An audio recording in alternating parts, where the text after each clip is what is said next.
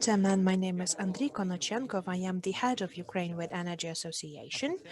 This is an association that unites 100% of the producers of the wind energy producers in Ukraine. Before we start our conference, I would like to remind you that there is the need to choose your language channel in order to be able to listen to the simultaneous interpretation. At the lower panel, you'll be able to see a globe-like icon. This is basically the icon where you'll be able to switch your language. If you're going to be using English, please choose English language. If you're going to be listening or speaking Ukrainian, please make sure you turn on Ukrainian. If you're going to be switching to the English channel and you're going to be speaking Ukrainian, the English speakers will not be able to hear you. Because of the current time limitations, our two-day conference is going to be held in online format. So basically, we're going to be presenting today in the business spaces that is called the Spaces in the very center of Kiev. On behalf of Ukrainian Wind Energy Association, I would like to thank the Wind Europe, the Ministry of Energy of Ukraine, the State Energy Efficiency Foundation for the support of our conference. And I would really like to express our gratitude to the West Est and North and Central Europe Company, who has been the general sponsor of our today's event. I also would like to acknowledge the great impact in supporting the preparation of this conference to the members of our association, the UDP Renewables, and our informational partners as well. We're really grateful to the Professional Association of the Environmentalists of Ukraine, a Turkey-Ukraine Union of Entrepreneurs and Businessmen, the Get Market platform, and thus main media as the Electro VSTR and Expro Consulting and Energy Reform. Our today event is going to be searching for the new solutions for the renewables. And we understand that starting from the 2022, the new projects that are going to be implemented in Ukraine, they won't be able to apply for the green tariff. And today, the main thing for us is to find the best mechanism to find the auctions or the difference contracts or introducing the CO2 tax. And all of those mechanisms, they should be working in that way so they would meet the private and international investors. And they also should meet the state structures and state institutions. And at this very conference, we're going to be speaking about those things. And in order to find those things, we have invited the main experts from Wind Europe, from the International Energy Agency, from Wood Mackenzie, and from Bloomberg New Energy Finance. I'm pleased to welcome you at the opening International Conference of Ukrainian Wind Energy Association, the transition from green tariff to the market conditions. So we wish all of you a very informative and interesting event. And I would like to introduce you with our international partner, the European Association Wind Europe. And I would like to pass the floor to an old friend of ours. Please welcome Giles Dixon, the acting director of Wind Europe. So please, Giles, the floor is yours. Good morning, Andriy. Good morning, Ambassador.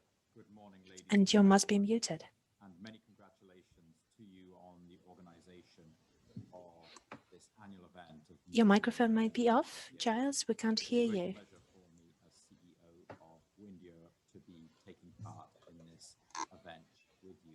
Wind Europe is the voice of the wind industry in Europe, the whole of Europe in its widest geographical sense. We are Wind Europe, we are not Wind EU. We represent the whole value chain of the wind industry, the turbine manufacturers, the supply chain, the utilities, the project developers. And I look forward very much to exchanging some observations with you on the latest of what is happening on wind energy in the wider European space, and specifically your plans for Ukraine. I'm sorry.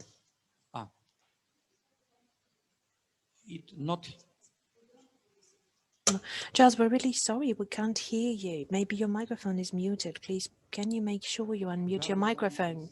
Yes, of course.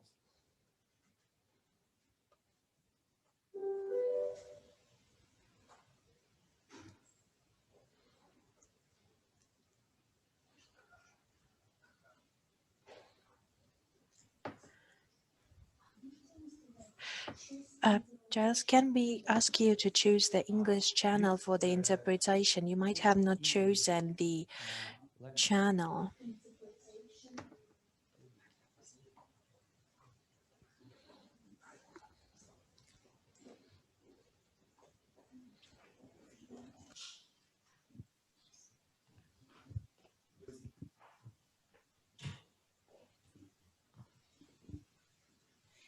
Excuse me, could you choose interpretation English, please? At the bottom panel, there is an icon of globe.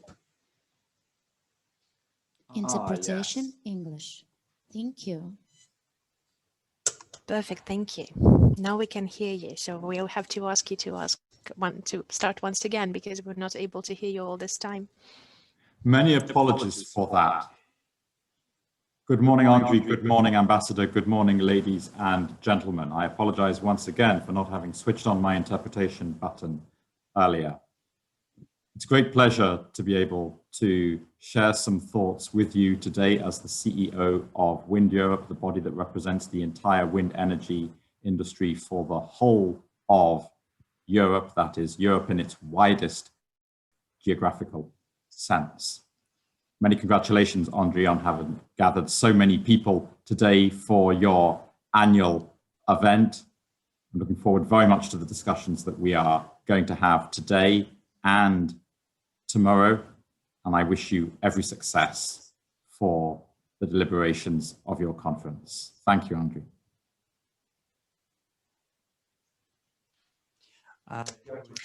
Thank you very much. Thank you very much, Giles. And now I would like to pass the floor to the general sponsor of our conference, company Vestas, and the president of North and Central Europe Vestas.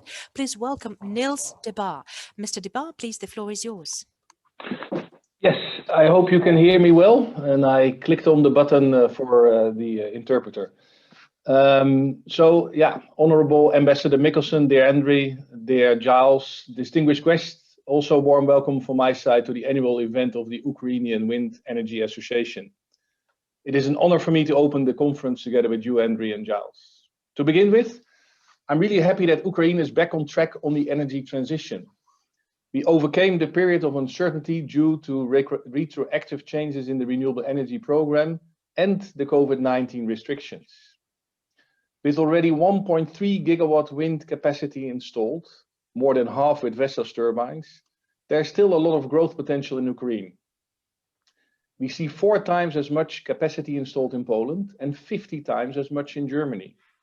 And because of this great potential, Ukraine is of increasing importance as a fast-growing hub for the wind industry in the region. Very recently, Vestas secured the first order in Eastern Europe for our new Enventus platform, the V162 6-megawatt turbine, actually in Ukraine. The 126 megawatt Teligol project builds on our track record of 675 megawatt wind capacity already installed in Ukraine. The project is expected to already be fully commissioned in the second quarter of 2022. The delivery of our most modern and efficient onshore wind turbine is critical to continue the cost reduction for sustainable energy in Ukraine. The volume of projects in the transition to auctions is huge, with thousands of megawatts in Ukraine. Wind is the most competitive source of power by now, but auction volumes are still moderate. The Ministry of Energy pointed out in a meeting with the president of UWEA, the green transition must be sustainable both economically and politically. And obviously, I fully agree to this. A sustainable economy and policy framework are key for Ukraine. The whole industry is looking forward to a full settlement of the repayment of the debt by the guarantee buyer. We will see much more wind turbine construction, service and sourcing in Ukraine with a reliable framework in place. Ukraine can profit from the energy cooperation with Denmark and our global experience in transition from green tariffs to auctions and then to market conditions. Wind has a crucial role for delivering on your Green Deal with the EU and will be decisive for green hydrogen in Ukraine. The wind power sector will heavily support the green transition, again, based on a reliable framework in Ukraine. Vestas is eager to play a leading role on this way forward. And with that, I wish you a very successful conference, and back to you, Andrew. Thank you very much. Thank you very much. And right now we know that we're going to be joined by the Deputy Minister of Energy of Ukraine, Mr. Yuri Boyko. So Yuri, I hope you're with us. So please, the floor is yours. So today, the Ministry of Energy is building the overall agenda for the renewables, and the position of the Ministry of Energy is very important for all of us. I know that they had a very brief assembly in the morning, and I do believe that in a minute, Mr. Yuri Boyko is going to be joining us. So, Mr. Yuri, are you with us? Yuri Boyko, do we have you here? So let us wait for a second, and maybe we'll just we'll pass the floor to our introductory words to the plenipotentiary and extraordinary ambassador of Denmark to Ukraine. Please welcome Ole Ekberg Mikkelsen.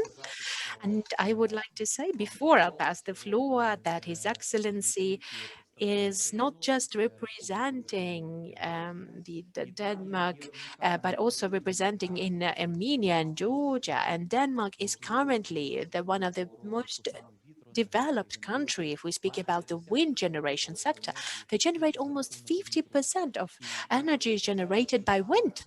And I would like to say that I do believe that the state policies of Denmark has really supported the development of renewable sources of energy. So Danish experience is very important for Ukraine. Your Excellency, please, the floor is yours. Thank you very much indeed, and a warm welcome to the Embassy of Denmark in Kiev, and thank you for your kind words about my country. Let me first of all thank the Ukrainian Wind Energy Association for inviting me to speak this morning. And this is a conference for wind industry professionals. So you might ask yourself the question, what is the Danish ambassador doing here? What does Danish diplomacy have to do with wind energy? So that's a valid question. So let me try to address it. And of course, my main job here is as Denmark's envoy to work on the official relations between Denmark and Ukraine, and they're very close. Denmark is a strong supporter of Ukraine's freedom, independence, and national sovereignty, because if you're not safe, we're not safe. We need to be safe together. Denmark is also a strong supporter of Ukraine's reform process through the Danish Neighborhood Program. And we're mainly working in three areas: anti-corruption, local government, and energy. And the energy component is actually a very important part of the Neighborhood Program. It comes under the thematic pillar, sustainable and inclusive economic growth.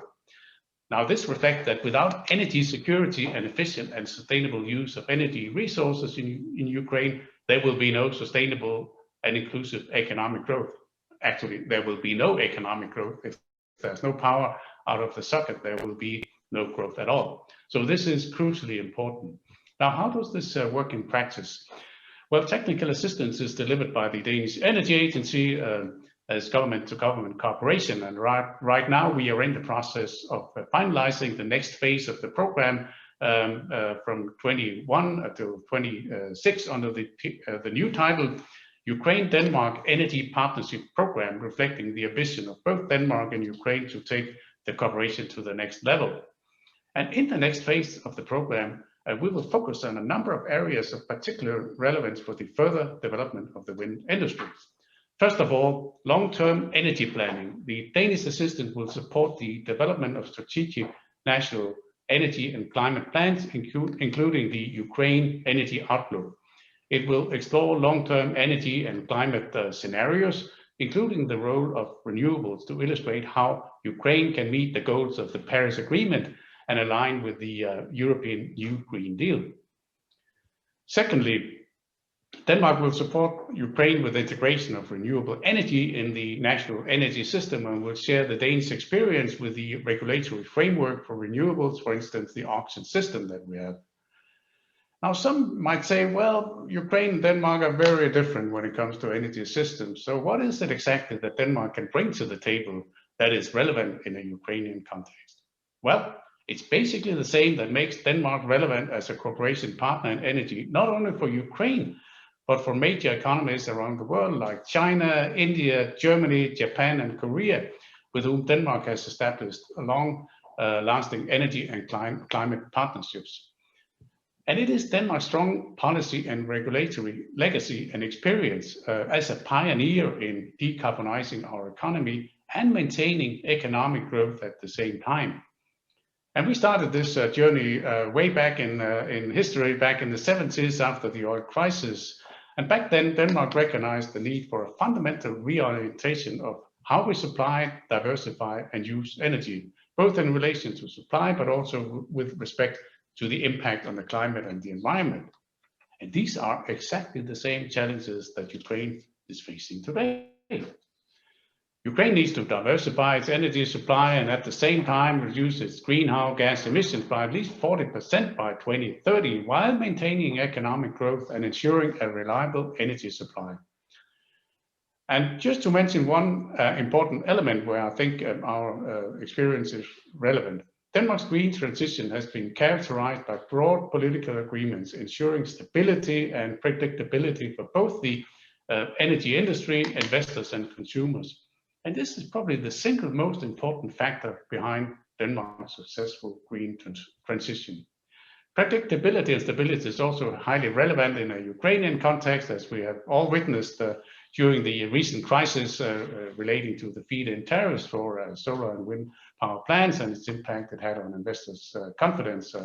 Mr. Debert just mentioned this, and I do appreciate and I thank the government of Ukraine for doing a special effort to ensure implementation of the Memorandum of Understanding, which ensured a voluntary restructuring of the feed-in tariffs. And I think continued adherence to the Memorandum of Understanding is the only way to ensure continued investments in Ukraine's green transition. And now, with a high degree of intermittent renewables in our energy supply, Denmark has also achieved a lot of experience with the integration of renewables in our energy system. And as you rightly pointed out, Mr. Chairman, more than, I think it's about 47% of our power consumption is currently based on wind energy, which is an intermittent source of energy, but still we have a very high security of supply. And this experience is also very relevant in a Ukrainian context, and I'm glad that this particular element will be a key component in the new Ukrainian energy partnership. Our energy partnership, however, is not only a government-to-government affair, luckily. It is just as much based on cooperation in the private sector of because Denmark's early start on its green transition also boosted inventions and new technologies. Vestas is a prime example. Today, Vestas is the global industry leader in sustainable energy solutions. I saw on your webpage that more than 130 gigawatt of wind turbines in 83 countries have been installed. So you have basically installed more wind power than anybody else. And Vestas is also doing well in Ukraine with a new Tigulska project, as you mentioned, as the latest step. So I could not think of a stronger part of Ukraine in the next phase of your green transition. Now, in the coming days, you're going to discuss the transition from green tariffs to market conditions as the main theme of your conference. Let me conclude by saying that Denmark wishes to be your partner in that process, both by sharing our regulatory and policy experience through the energy program, but also through the involvement of private companies like Vestas, who have shown their commitment to Ukraine's green transition already. This approach, where the public and the private sector works hand in hand as partners, have proven to be a recipe for success in Denmark.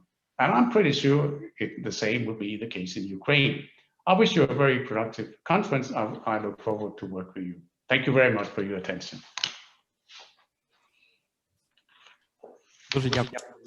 Thank you very much. Thank you very much, Your Excellency. Thank you very much for your kind words. I'm sure that Ukraine and Denmark are going to be continuing collaborating further on, because there are many things that can be used from the Danish experience in Ukraine as well. So I would like to pass the floor to Mr. Yuri Boyko. I think we have him finally. So Yuri, are you with us? Now it seems like we have no chance to get to him, but he called us in the morning and he said he's going to be here for sure. By the way, it's his birthday today. So, okay, I think we have him now. So, okay, I think that we will have the Deputy Minister joining us in a second. We'll get him in a second, but let us then start our panel. So please, I would like to pass the floor to Giles Dixon. So we're going to start our first panel, and you're going to be the moderator. So please, Giles, the floor is yours to start the first session. Thank you very much indeed, and I'm delighted, ladies and gentlemen, to start this opening panel of the conference, which will focus on the theme that the ambassador has just mentioned, namely the transition from green tariffs to market conditions. And I'm delighted to welcome as our very first speaker on this panel, the Deputy Director of the Energy Community Secretariat, Mr. Dirk Buschler, who is going to talk to us about new approaches to renewable support schemes. Dirk, the floor is yours. Thanks a lot, Giles, and good morning, everybody in Kiev and across the globe. I hope you can hear me well. I am so sorry. Mr. Boyko now connected, and please 3 minutes later. Of course. Great pleasure to hear and Пане see Юрію, ми слухаємо вас. So Yuri, you're here with us. Please, the floor is yours. Yes, good day, ladies and gentlemen. First of all, I'm really sorry for this delay. We had a lot of morning activities going on, and I've just told Andrew that I might be late a little bit. I'm sorry once again for the delay, and I'm really sorry. Dirk, please excuse me for taking your floor for just a second, but please, still, good morning, ladies and gentlemen. Good morning, dear colleagues, dear participants of the conference. First of all, I would like to thank our organizers for this invitation and for the topic that they have chosen for this discussion, the transit from green tariffs to the market conditions. And I would like to say straight away that the Ministry of Energy has been supporting this approach to the development of green energy.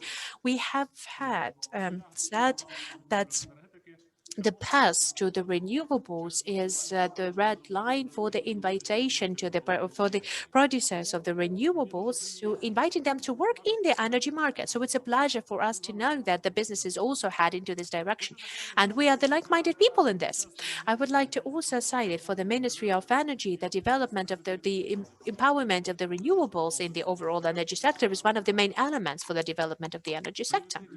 And this policy is a high priority for the energy sector, and it actually meets the desire of Ukraine to become an equal subject for the energy new Green Deal.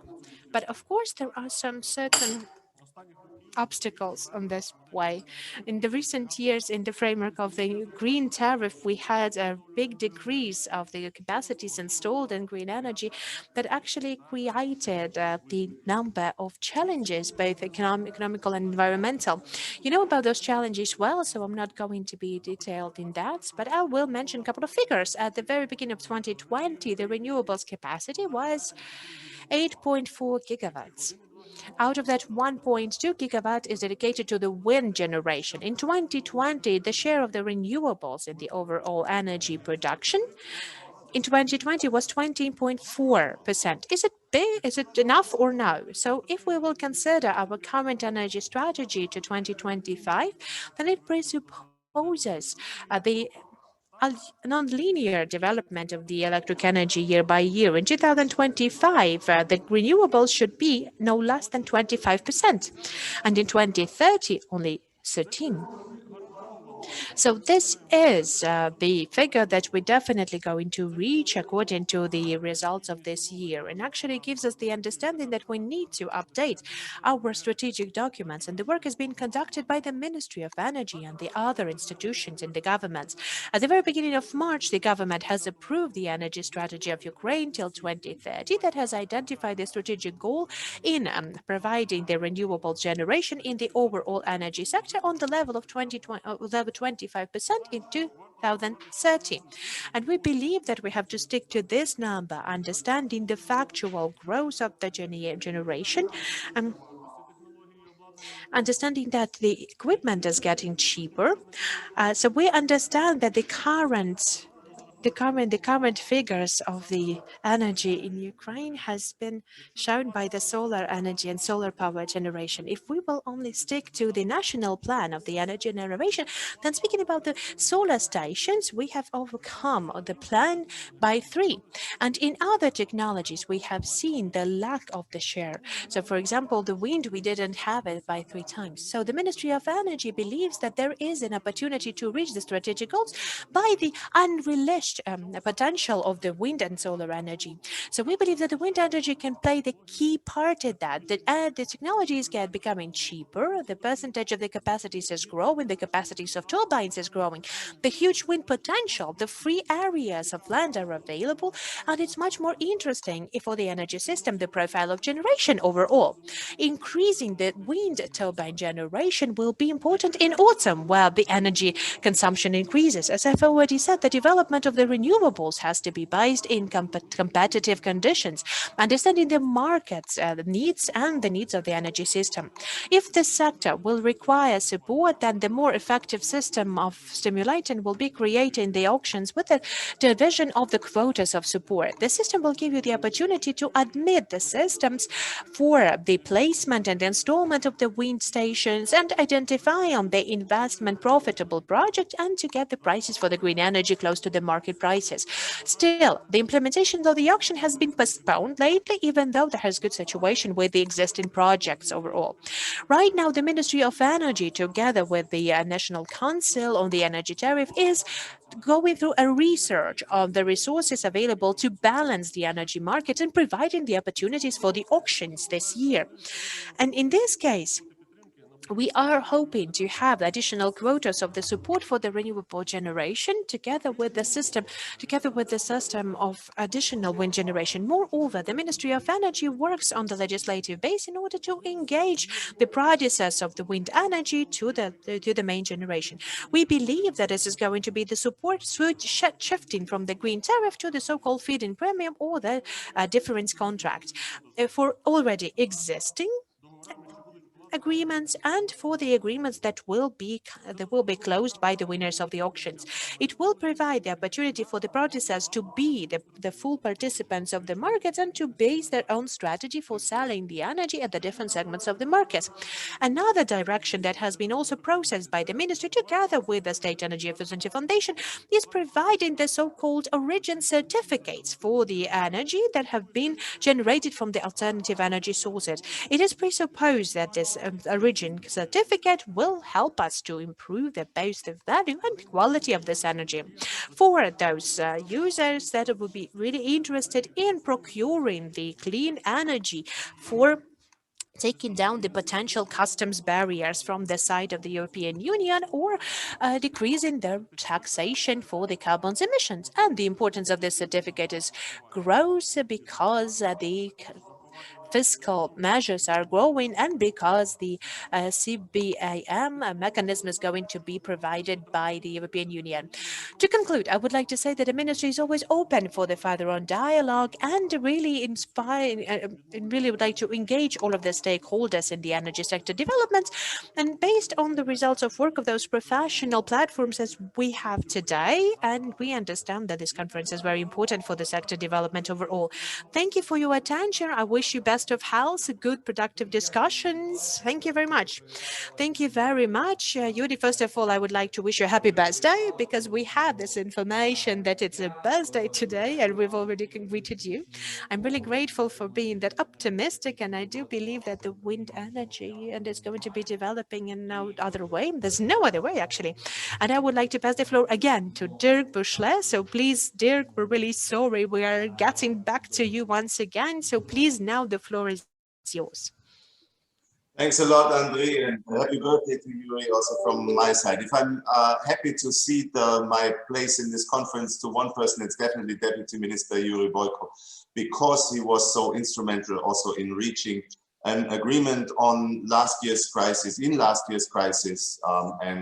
in coming to an MOU, which forms the basis now also of the renaissance of the renewable and wind sector in Ukraine. Well, Evidently, I'm enthusiastic, as everybody else is, about the renewables potential, the wind potential for Ukraine.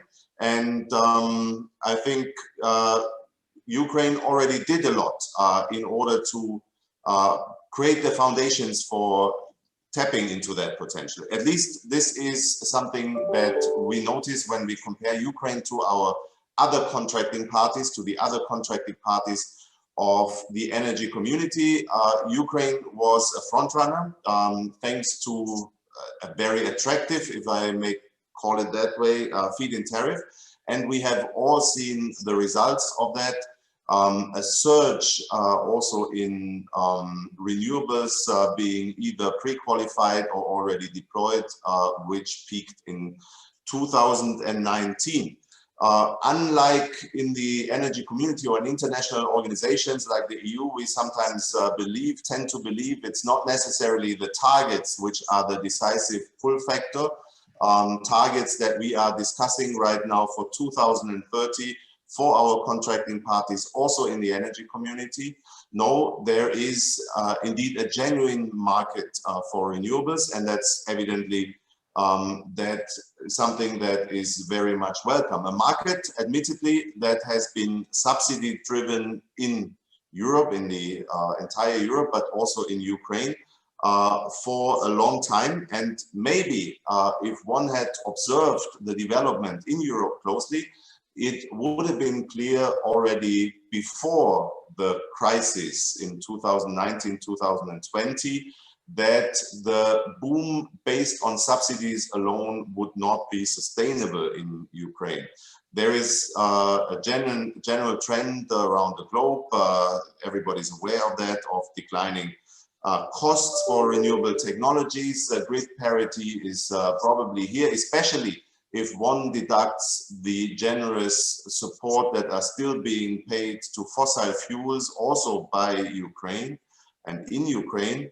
Then in Europe, over the last couple of years and decades, there have been regulatory changes. And I may notice here guidelines on state aid, a rather exotic topic in countries like Ukraine until now. But several state aid authorities in our contracting parties are taking these guidelines very serious and enforce them also vis-a-vis feed-in tariffs to renewables producers, vis-a-vis power purchase agreement. And it is not excluded that the competition authority of Ukraine may take a similar critical view. But most of all, Europe has been preoccupied with trying to integrate renewables into the general electricity market to make sure that this is not a sector that remains outside the power market. And this is being felt in aspects of renewable promotion. My topic today, such as the shift from feed-in tariff to premium-based support scheme or contracts for difference, such as producers selling directly on the market rather than having to go through an off-taker, such as assuming balancing responsibility also for renewables, etc., such as maybe mostly the shift to auctions, which has been a real success story in Europe and beyond. And Ukraine was always destined to benefit also from this change and to actually participate in this change, because unlike other countries of the energy community that I've been talking about, there is developed, at least an existing power market and a substantial power market in Ukraine already. So we would not have to go through the pains of simulating power market relations. In Ukraine, it is there, however well or badly designed, but Ukraine could have and should, as soon as possible, follow the European trend in making support schemes market-based and using the potential of the existing power market to its full. Now, as it happened, the auction system, which is envisaged by law, is a regime in waiting. It is also a regime in waiting, and I am among those who really would support a making use of the auction regime coupled with a feed-in premium or contract for difference as soon as possible. I know not everybody believes that this is a smart move right now.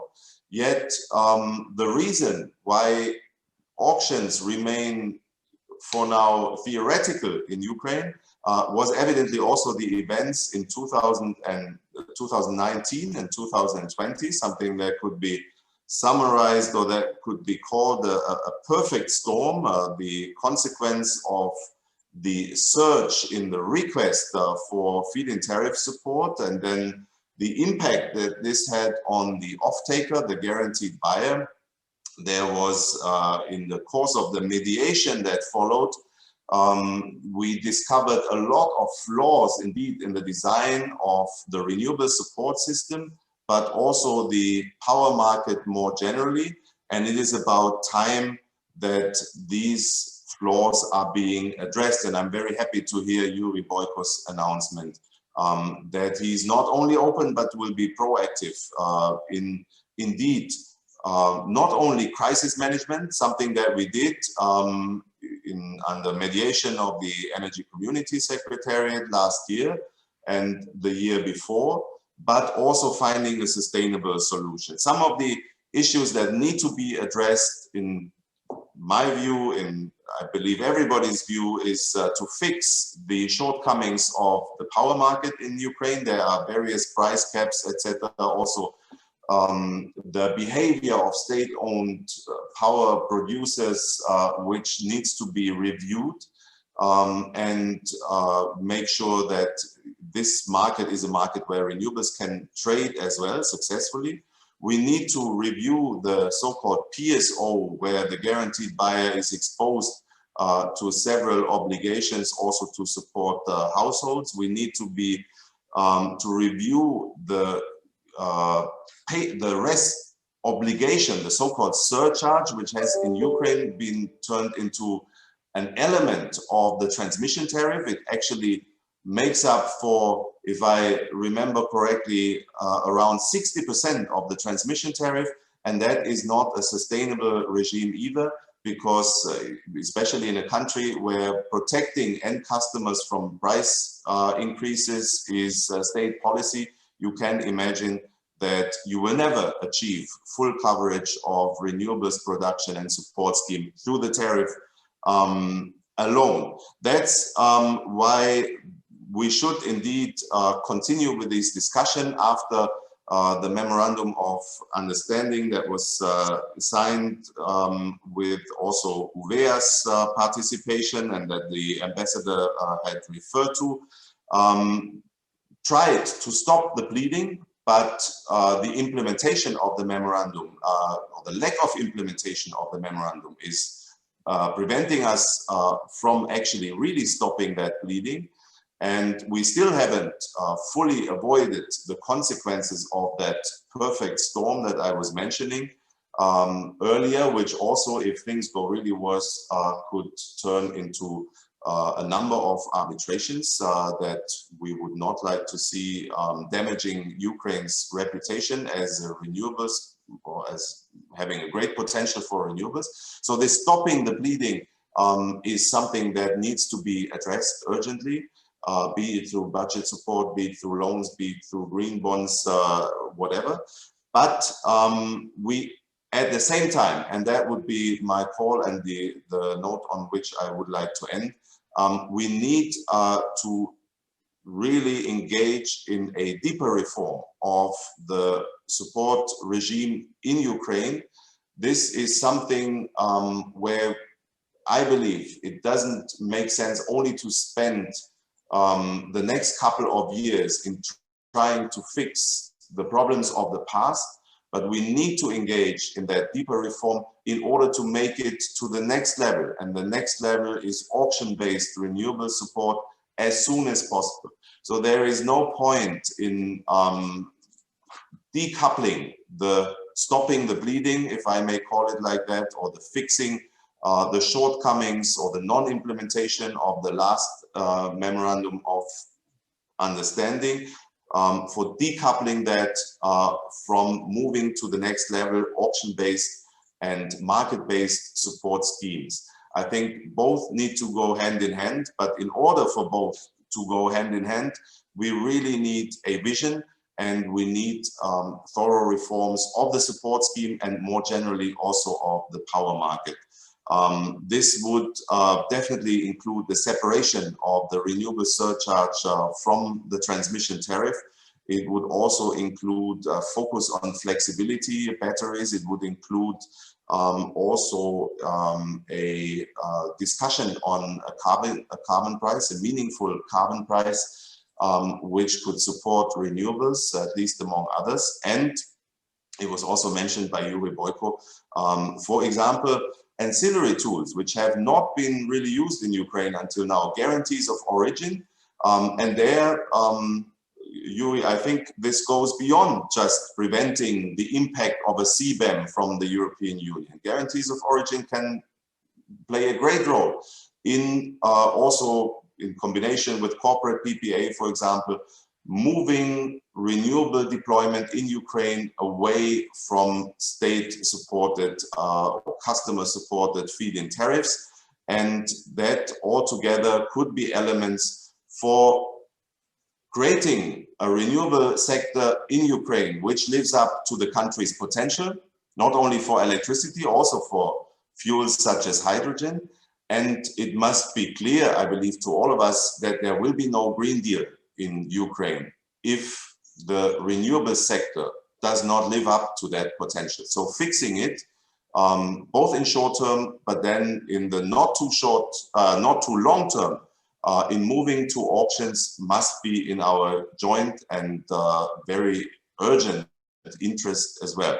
So I'm very happy that we have this conference here today. I'm very happy to be part of it. And I'm very happy to hear and see the openness of all participants, of all stakeholders to engage in the next level of these discussions. And jointly, I think we can indeed put Ukraine again on Europe's and the global map, not as a generator of crisis, but as a powerhouse for wind and renewable energy in general. Thanks a lot.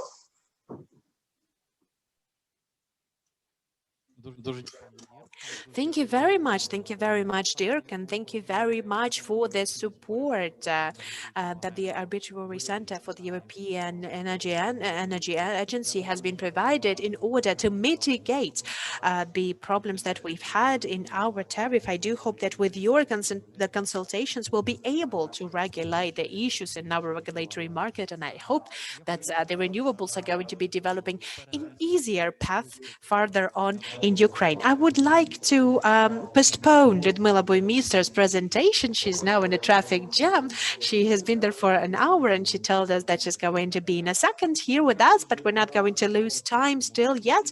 And I would like to pass the floor to the next speaker, the Wind Europe Association Acting Director. So please welcome Giles Dixon once again, the association that is currently the voice of the wind energy in Europe, the association that is currently protecting the renewables among the wind among the renewables as well. And it actually gives the importance of the wind for everyone, starting from all of the people and to the European Commission. So this is the association that basically influences the further on decisions for the development of the wind energy, not only in Europe, but also in other countries all over the world that are ready to join this development. And I would like to say as well that Giles is the head of the consulting board for the European network of the operators of the transmission systems, which is very important because this combination of this combination of this work gives us more opportunity to develop the wind energy in the right way, not disbalancing the energy community. So, Giles, please, the floor is yours. Thank you very much indeed, Andriy. I hope that my slides are visible. Andriy, can you see them? We can see that perfectly and hear you perfectly. Excellent, I'm delighted. Wind energy is good for the economy and it's good for the environment. It's good for the economy. Wind energy contributes this amount of money to the GDP of the European Union every year. Every new wind turbine that we install generates, on average, this amount of economic activity, and it generates it quickly. These are investments that are shovel ready. Wind helps to create jobs and growth and investment rapidly. They are a good motor for economic recovery. And across the whole of Europe, that is the number of people who now work in wind energy, in the whole supply chain, in the development, operation and maintenance of Europe's wind farms. We've heard a lot already this morning about auction systems and specifically about contracts for difference. I want to say a few words now about the advantages of the contract for difference auction system. The great thing about contracts for difference is that they make wind energy cheap for governments. Here is the wholesale electricity market price. Here is the contract for difference. An auction has taken place and the government is offering this level of guaranteed income to the wind farm developer. When the market price in the wholesale market is lower than the CFD price that has won the auction, then the government pays the relevant amount to the wind farm developer. Those are the amounts shaded here in yellow. But when the market price is higher than the auction winning price, then the wind farm pays back the difference to the government. So the government pays out some of the time, but it also gets paid back some of the time as well. So contracts for difference are cheap for governments. The UK is the country that first deployed contracts for difference. Many other countries around Europe have now followed the UK's example. CFDs are now the auction system in Spain, Poland, Lithuania, Ireland, Denmark, France, and elsewhere. And for all of those governments, CFDs are fairly cheap. For the UK government, they are so cheap that the government doesn't even set aside any budget anymore to finance its net overall contribution to the system, because they judge that they will be getting paid back as well as paying out, and that they do not need to set aside additional budget. So that's the first advantage of CFDs. They are cheap for government. But there's a second big advantage, ladies and gentlemen, which is that CFDs are cheap for society as a whole, because they reduce the total lifetime costs of wind farms. Here is our CFD. And here is a wind farm that only has revenue from the variable wholesale market price. Imagine you're developing a wind farm, you've won a contract for difference auction, you go to the banks and you show them your red line, your guaranteed income for the first 12 or 15 years. The banks like what they see because they see a very stable revenue flow over the next 12, 15 years. And so they are very happy to lend lots of debt to your wind farm and to lend it to you at low rates of interest. But if they see only revenue from the market price, the project at the bottom here, they are less happy. They are much less willing to lend debt to that project because they don't know what the revenue stream for that project is going to be. They don't know how able that project will be to pay back the bank loans. So they lend much less debt. Instead of lending 80% debt to cover the total financing requirements of the project, they will lend only around 25% debt, which means the other 75% of the finance needs to come from equity. And of course, equity is more expensive for the developer than debt. And the small amount of debt you might raise for your project will have a much higher interest rate. So your financing costs then become much higher if you only have market revenue.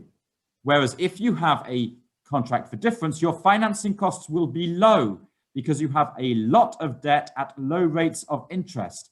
And your lifetime levelized cost of electricity may be 50 euros per megawatt hour over the lifetime of your wind farm. Exactly the same wind farm, if it does not have a CFD, if it only has market revenue, because its financing costs will be so much higher, the total costs of that wind farm will be so much higher, and exactly the same wind farm will cost that amount of money in terms of lifetime levelized cost of electricity. So it makes absolute sense for any government, Ukraine or any other government, to introduce contracts for difference as the auction model for supporting the financing of wind farm investments. Now, let's jump from talking about wind farm finance to talking about environmental impacts. We all know that wind, of course, is good for climate change, but what about our other environmental impacts, notably impacts on biodiversity? Well, the good news here, ladies and gentlemen, is that the impacts are getting less and less. Technology developments are making it easier for us to mitigate bird collisions. Here in the middle, you see sensors now being placed within wind farms. Sensors also, acoustic devices here that deter bats from flying around wind farms. And these are now having a noticeable effect on collisions, which is very good news indeed. These sort of equipment that I show in the middle and the right-hand photograph here, they only need to be installed on one or maybe two turbines per wind farm. You do not need to install them on every turbine in a wind farm. In fact, there is no country in Europe that is requiring them to be installed on every turbine. They only need to be installed on a very small number of turbines in each wind farm to have the necessary deterrence effect. Now, finally, an observation about hydrogen. I'm sure we'll be talking a lot about hydrogen over the next 2 days. Hydrogen, of course, can be produced from wind energy. The European Union last year produced a hydrogen strategy, and it sets out a very clear plan for the development, the expansion of clean hydrogen in the European Union. This is also the model for hydrogen development that the EU wants to encourage its partner countries and its neighbors to develop as well. And there's one very clear message in this strategy. Hydrogen must be clean, and clean hydrogen means and only means renewable hydrogen. It does not mean other forms of low carbon hydrogen. This strategy says very clearly, clean hydrogen must be renewable hydrogen. Nuclear hydrogen does not count. And this is the approach the European Union will be taking to the financial support that it offers countries such as Ukraine for the development of your clean hydrogen economies. Clean hydrogen must be renewable hydrogen. Yes, today renewable hydrogen costs more than conventional hydrogen because we don't yet have market scale for the manufacturing or operation of electrolyzers, but that will come, and it will come very rapidly. Certainly by 2030, if not well beforehand, renewable hydrogen will be competing with conventional hydrogen economically. But it needs to be renewable hydrogen and not other forms of hydrogen. I will close there, Andriy, and give the floor back to you, and I look forward to moderating the rest of this discussion. Thank you. Дуже дякую, Thank you very much, Giles. Thank you very much. It is a great pleasure for us that you have covered some of the issues that are going to be very relevant for Ukraine. Speaking about the equipment for the sensors for the turbines that prevent the collision with birds and bats, and issues of the clean hydrogen. This is an issue that is currently being highly discussed. And there's some of the members of Ukrainian parliament who want to stop the wind energy from developing, not understanding what has to be done. By the way, we're finally going to be joined by Ludmila Buimister, the member of Ukrainian parliament. Please, Ludmila, take the seat. And she belongs to the interfractional union of the Ukrainian parliamentary members for the clean environment. And Ludmila is one of the professionals, not only in the wind energy generation, but she is the supporter of the renewables and the protector of the renewables in the parliament. So, Luda, up to you. Can you please tell us in what way can we influence the parliament so that the parliament would make the right decisions, so that they would be using the European ways and Europeans' law, but not what some lobbyists want, the one that do not support the development of the renewables? What kind of ways, what kind of mechanisms do you see? How do you see the development of the renewables? Thank you very much. Thank you very much for inviting me. Thank you very much for the presentation. Yes, we did create the Infrastructural Union for the clean environment and healthy environment. And because more and more of my colleagues, they understand how important that is for not only for the development of the renewables, but how important it is for the normal life of our people, how important that is to develop and to complete this clean transition from the outdated energy resources that work in Ukraine to the new technologies. Moreover, right now, with the European Union in the framework of the association with the European Union and integration into Europe, we are now approving the national plan for decreasing the carbon emissions and the discussions on the new European Green Deal, and that will all influence the economy of our state.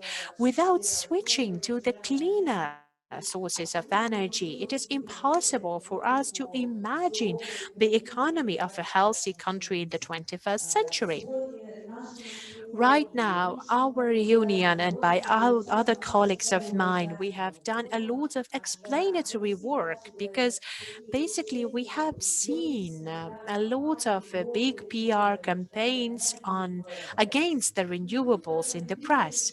And what has to be said in this way, that the green tariff that used to be a promotion mechanism in Ukraine, that used to be a very successful mechanism for all of us, because we have seen that that was a very fast development of the renewable energies. It didn't turn out into become this magic wand that will start and jumpstart the sustainable transit, because Andrei has already said that when we have even come up with some legislation that helped us to get out to avoid the crisis in the energy sector, we have now seen that the implementation of this legislation is being postponed, is being postponed, is being delayed, and it has a lot of barriers on the level of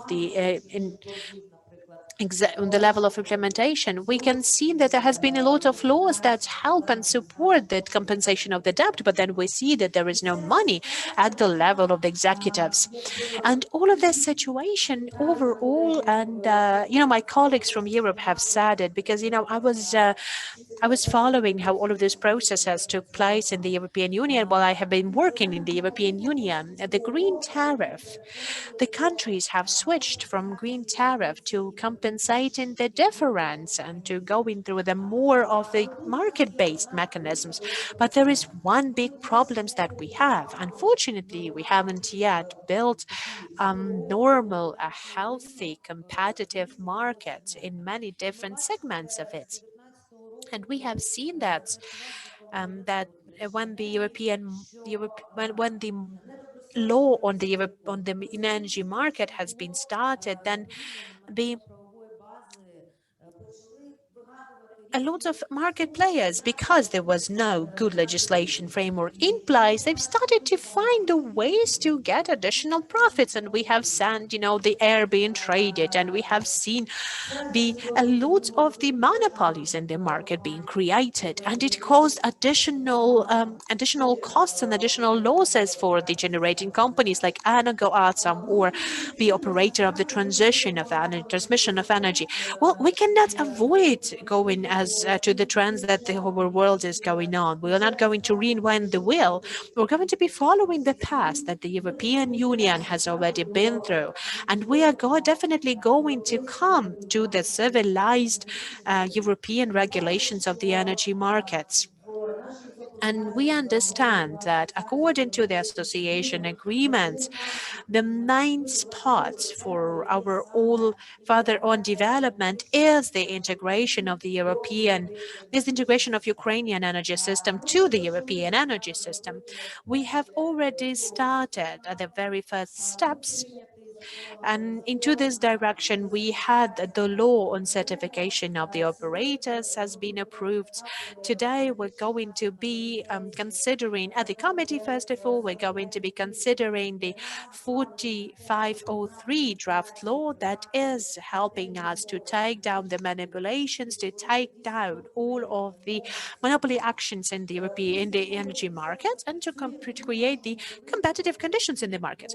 When it all will be launched, we'll be able to say that there's going to be the more market transition to working in the renewable sectors as well.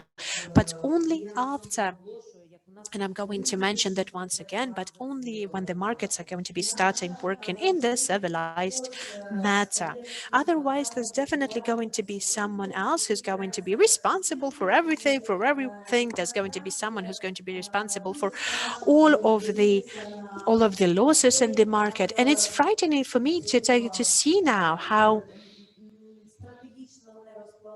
it hasn't been strategically planned, how all of those decisions are being made on spot, especially for the state-owned generation, for the coal generation. That is a big problem for all of us right now.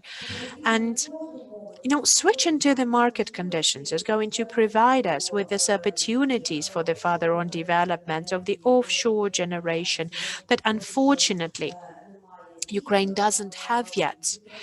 And it will help us to develop more maneuver capacities, that will help us to develop more storages.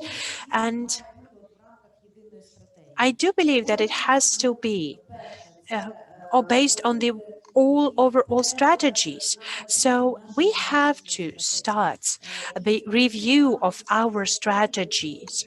And the main milestone for this strategy, it has to be the transition to the renewables as much as is possible and as fast as it's possible, because the integration to the European Union is not possible without this approach being used and without this strategy being implemented.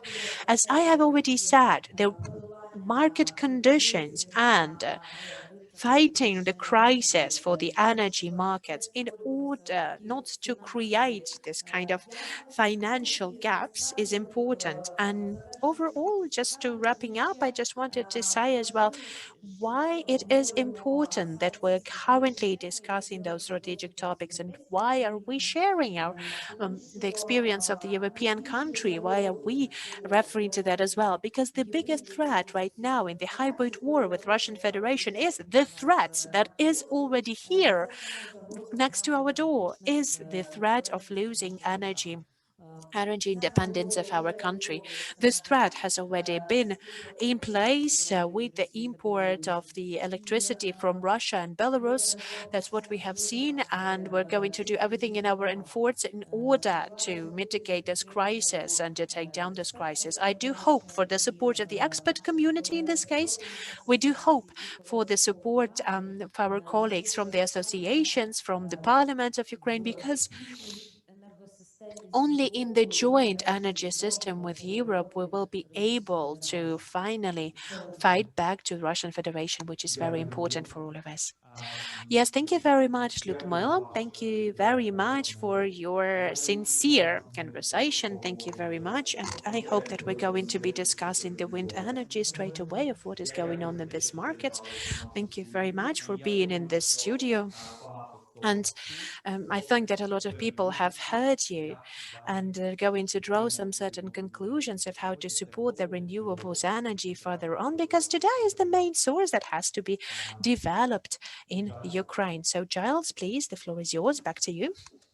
Thank you very much indeed, Andre, and thank you, Mrs. Buimister, for your remarks there. Can I reassure you that Wind Europe and the entire European wind energy industry stands with you and all of the people of Ukraine in your striving towards energy independence and clean energy independence, and we will do everything in our power to support you to achieve that goal. You have our full support. It is now my pleasure to introduce you, Andriy, as our next speaker. So, ladies and gentlemen, Andriy Kononchenko, of course, chairman of the Ukrainian Wind Energy Association, needs no introduction, but he is now formally going to give us his outlook for the development of wind energy in Ukraine. Andriy, the floor is yours.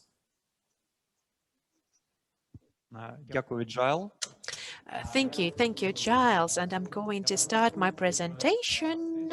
I'm going to be very brief, but I'll give you some how the wind energy develops. And I would like to start with saying that the wind energy, that is the sphere that has the cheapest green tariff among the energy. And I really believe that right now we're discussing the issues after 2022, when all of the projects will not be able to apply to the green tariff. And we're going to be discussing how our sector is going to be developed further on. Right now, I would like to say that we have overall 1,314 megawatts of installed capacity, but that's only on the continental part of Ukraine. Around 138 megawatts are located in the temporarily occupied regions of Donetsk and Lugansk regions. We have 2.2% of the wind energy in the mix. That is something that has been produced in the overall energy mix, that what has been produced by the wind. And right now we're considering additional constructions of the 10 gigawatt new electrolyzers in order to be providing the green hydrogen, and the wind energy might be the main source for the production of the green hydrogen. 1,500 jobs have been created in the sphere of the wind energy, and this number is growing bigger with every day. How the wind energy has been developed. So the wind energy has a couple of stages of development in Ukraine. First of all, we have tried out to install the wind turbines. There was the state program for the development of wind energy in Ukraine that has been launched in 1997. But then no one from the private investors were interested in this sector before the parliament has approved the law on the support of the green tariff, on the support of this green energy by green tariff. This approach has been working in many countries of the world by that time, and Ukraine has just taken the basis of the German and other legislation to build our own system. Right now we say that our green tariff is quite high compared to the other countries, so you can see that the current tariff is 8.8 euro cent, is just the same as Austrian tariff, is slightly higher than German tariff. But we have to understand that we are not providing the loans with 1% of interest, but with 20% of interest. And it actually gives you the understanding that the green tariff is not the highest in Ukraine compared to European country. That has been shared by the mass media, that the green energy, the wind energy is influencing negatively the financial model of energy sector. That's not true. Right now, next slide, please. Despite the small capacities compared to the solar panels, the wind energy provides twice less than solar stations, but it also gives you 5 times less, with having 5 times less installed capacities. But please take a look at the slide, and for you just to understand what the wind energy is in Ukraine right now. The first thing, those are the numbers as of 1st of April 2021, because this is the moment when we have launched the new station by the Eurocape producers, and you're going to be meeting the head of the station that is located in the Laporish region. And we have added additional 40 megawatts of the new station in Dnistro wind station in Odessa region, and you're going to hear that presentation tomorrow. I have counted how many turbines we have. We already have 646, but out of all this, more than 100 is a very outdated 100 kilowatts turbine. So if we will speak about the average capacity of one of the wind turbine generators, that will be 3.5 megawatt. This is the starting capacity starting from 2011. So right now, among the installed capacities is being provided by the Vestas company. Then we have the General Electric's wind park of Ukraine. This for Landa Wind Technologies. Based on those technologies, we have created the turbines that are being produced in Ukraine, and you're going to hear the presentation about that tomorrow. And there is the Nordex company that has started a couple of projects right now, a very powerful project like Sivash Energy Prom with 250 megawatts that have to be launched till the end of the year. Please, next slide. This slide is something that I've already started saying as well, that the wind energy, even though it has 5 times less capacities installed than the solar panels, it provides you only with twice as low energy, twice as few energy as the solar panels. The wind energy is predictable, forecastable, but still the wind energy has to be developed further on because Ukraine has a huge potential for that. There's another thing that I would like to remind you. I would like to remind you of how the problems in the renewable spheres have been created, how it all happened. It started to begin at the end of 2019 when we've had this unsustainable payments for the energy produced and consumed, even though we had the legislation on the green tariff in place. And by the way, for the solar photovoltaic panels, it has been decreased 4 times. It has been decreased as well for the other sources of the energy that has been presupposed by the law.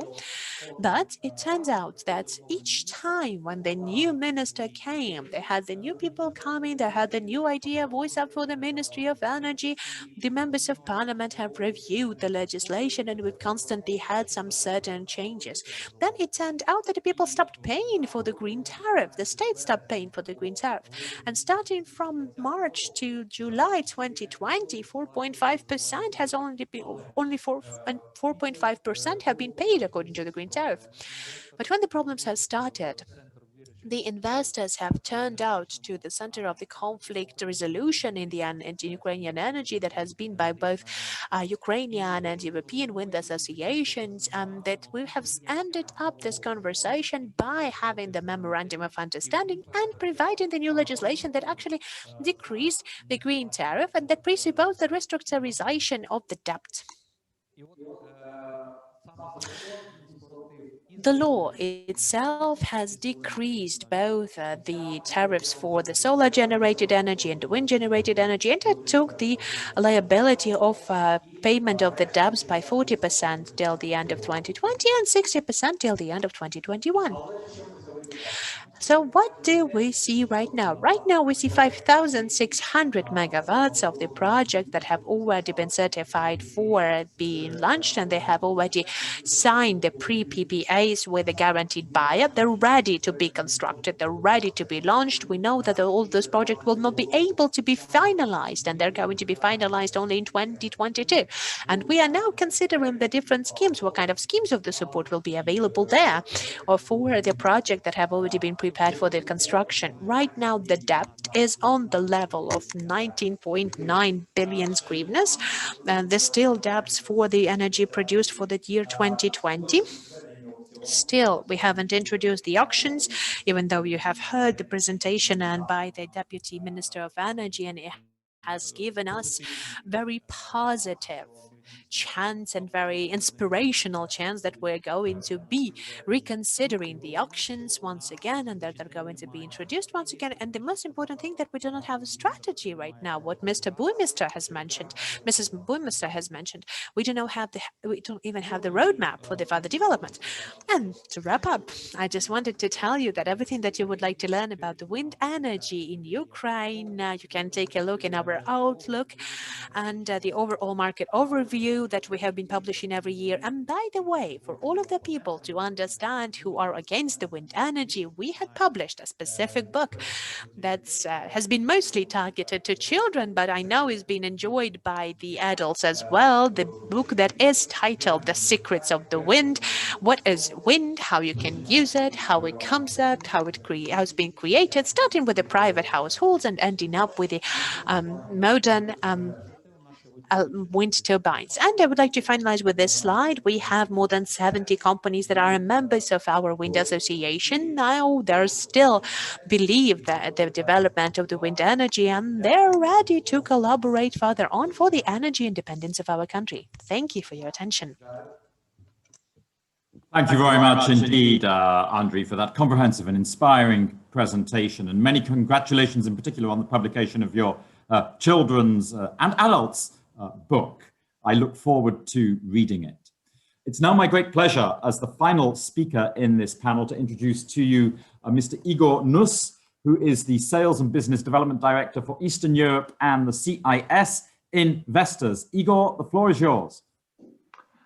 Hello, thank you very much. Let me try to understand how to share my screen. Yes, can you see my screen? Perfect. Good, thank you.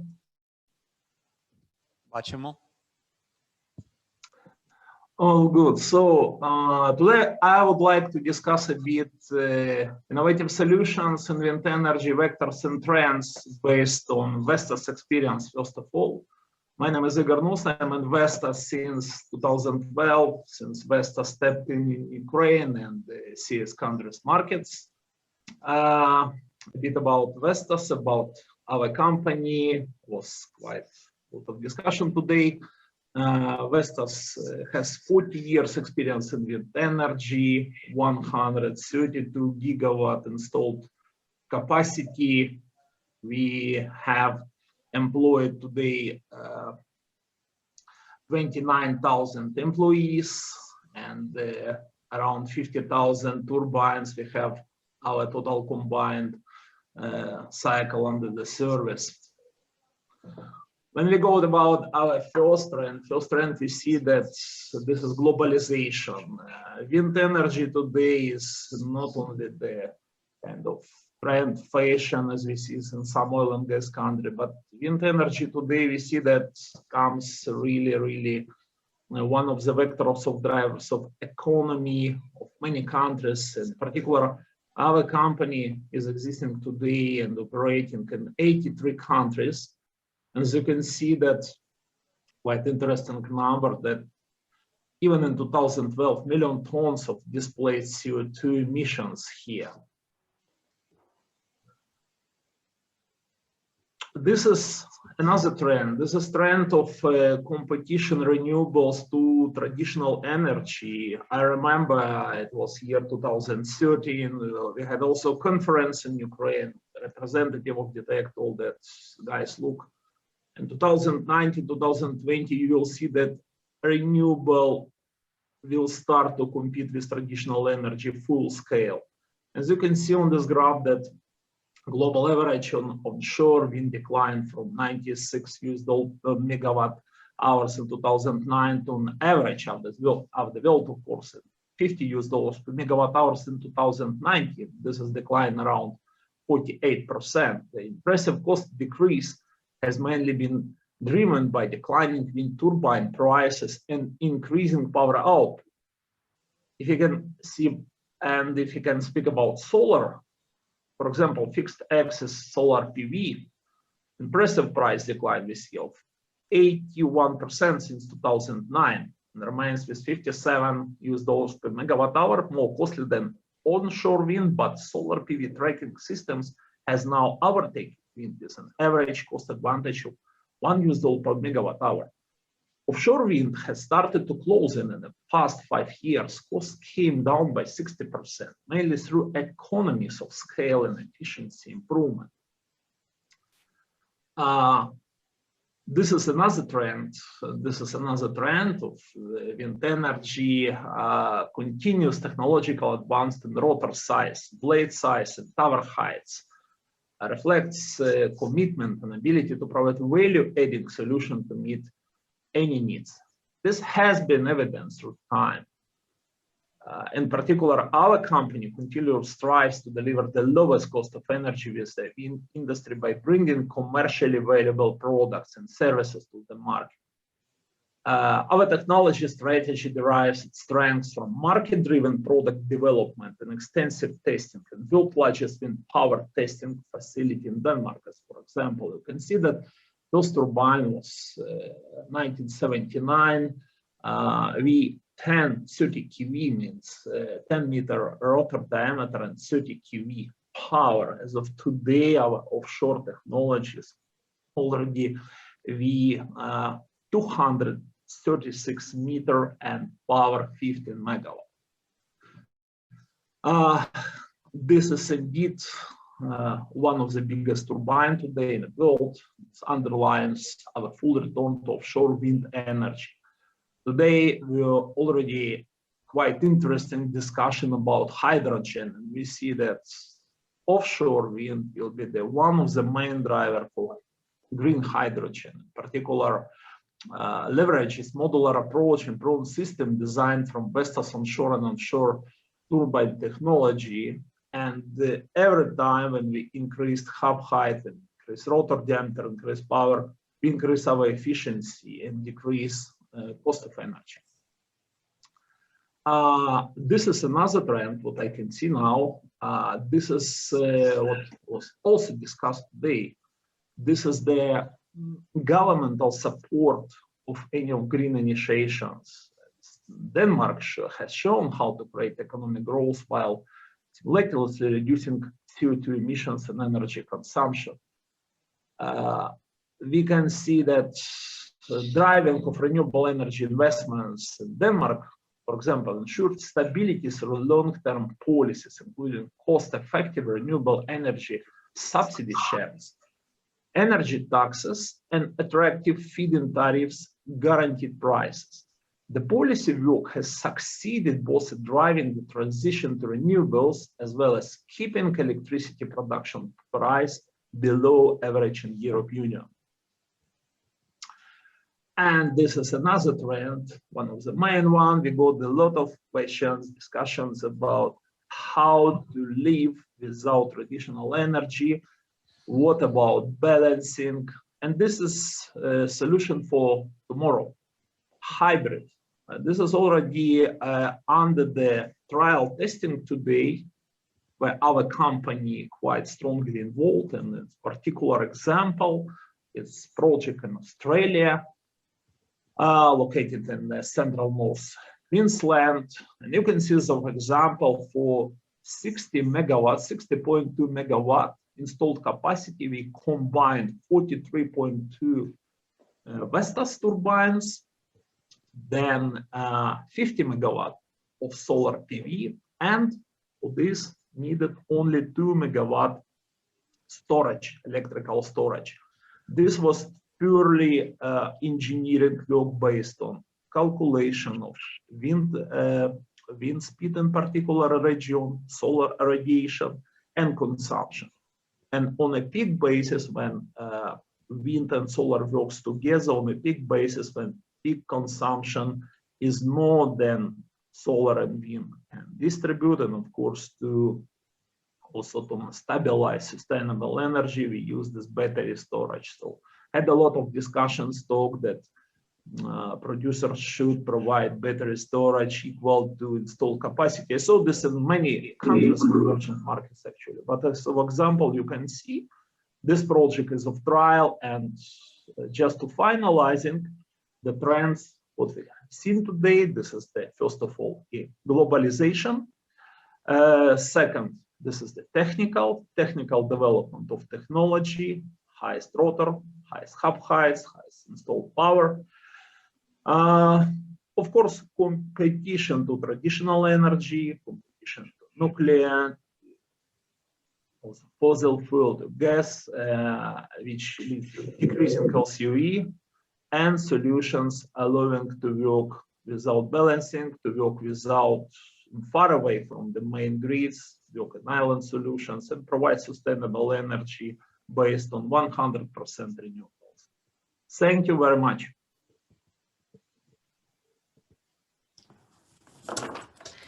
Igor, thank you very much indeed for that fascinating presentation. We have a little time still, I think, for some questions and answers and discussion. And already we have two questions from the audience, both addressed to you, Dirk. Perhaps we could start with those two. And members of the audience, if you have other questions you wish to ask any of the panelists, don't hesitate to write them into the chat. So Dirk, first question to you concerns Ukraine and offshore wind. The European Commission last year published its hydrogen strategy that talked a lot about renewable hydrogen production in Ukraine. Later last year, the European Commission published its offshore renewable energy strategy. That did not refer explicitly to Ukraine, but it did refer to the huge potential for offshore wind development in the Black Sea. How do you see the development of offshore wind in Ukraine, Dirk? Thanks, Giles, and thanks for the question. Evidently, offshore wind is the source of energy that the European Union is betting on for its Green Deal. And it would be only fair that Ukraine also harvest that type of energy from, it's one of the few contracting parties of the energy community that has access to shores and waters that probably make that possible.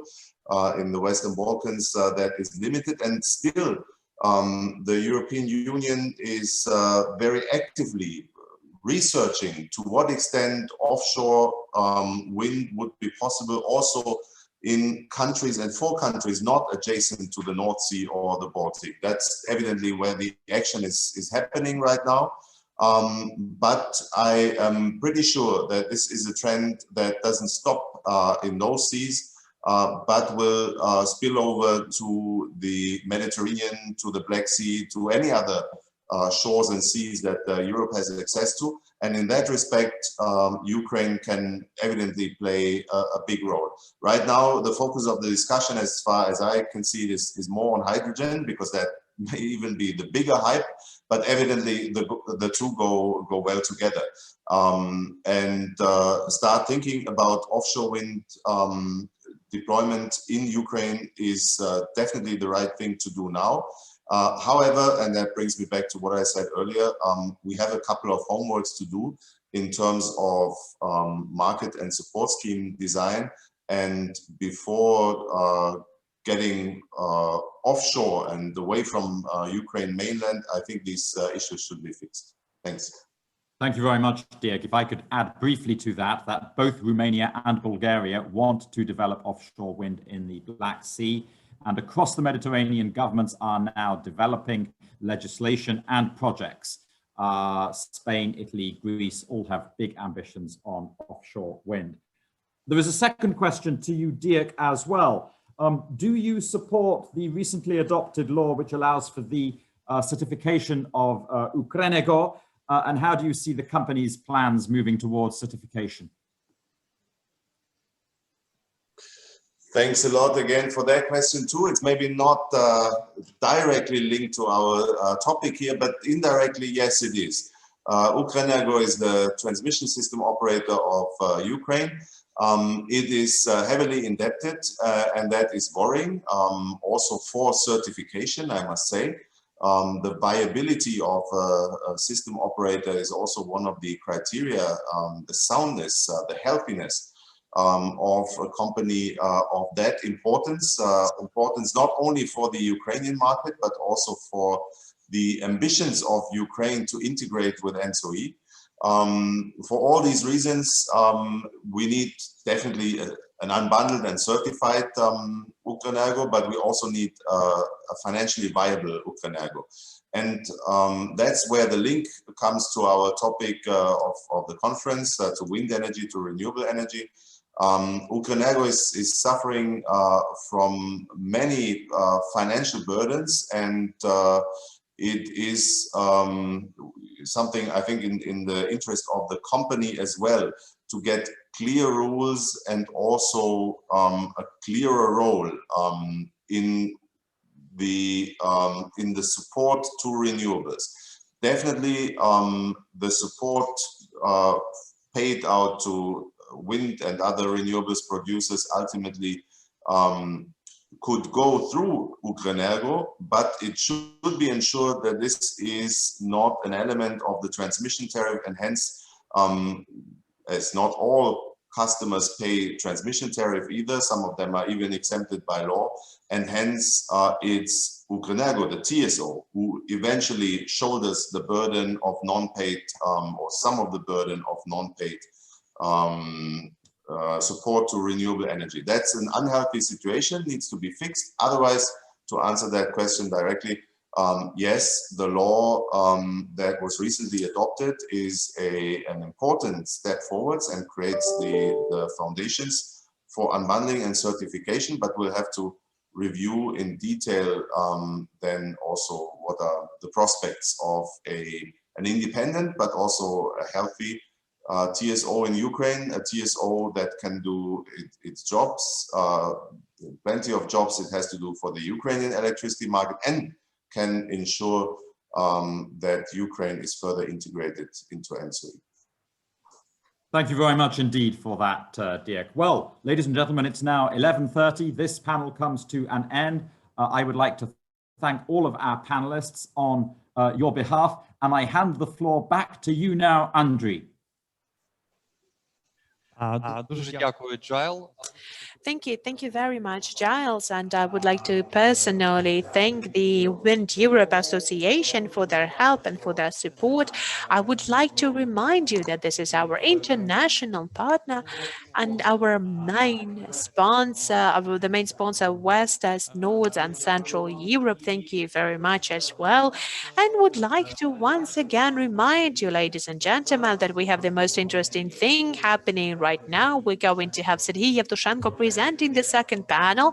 He is the member of the board of the UDP Renewables, the one who has been supporting our conference overall. And Serhiy, I pass the floor to you. So you're going to be the next moderator. So, you know, according to the schedule, we're fully following the schedule. Everything's according to the schedule. So once again, today we're going to have the most interesting presentations, and tomorrow as well, we are presenting the international idea that sort and the international presentation, and we're going to have the Ukrainian part later on. So Serhiy, the floor is yours.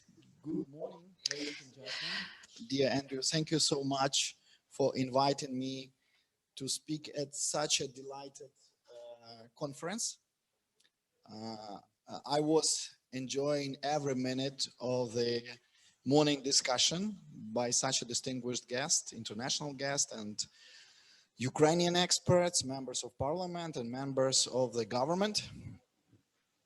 It was enlightening, but I believe it's time now for more in-depth look on the issues of wind energy development, its investment attractiveness, and we will have a discussion with distinguished experts who has a panoramic view on our industry and can give us insights how the industry is developing in Europe and in our Eastern European region.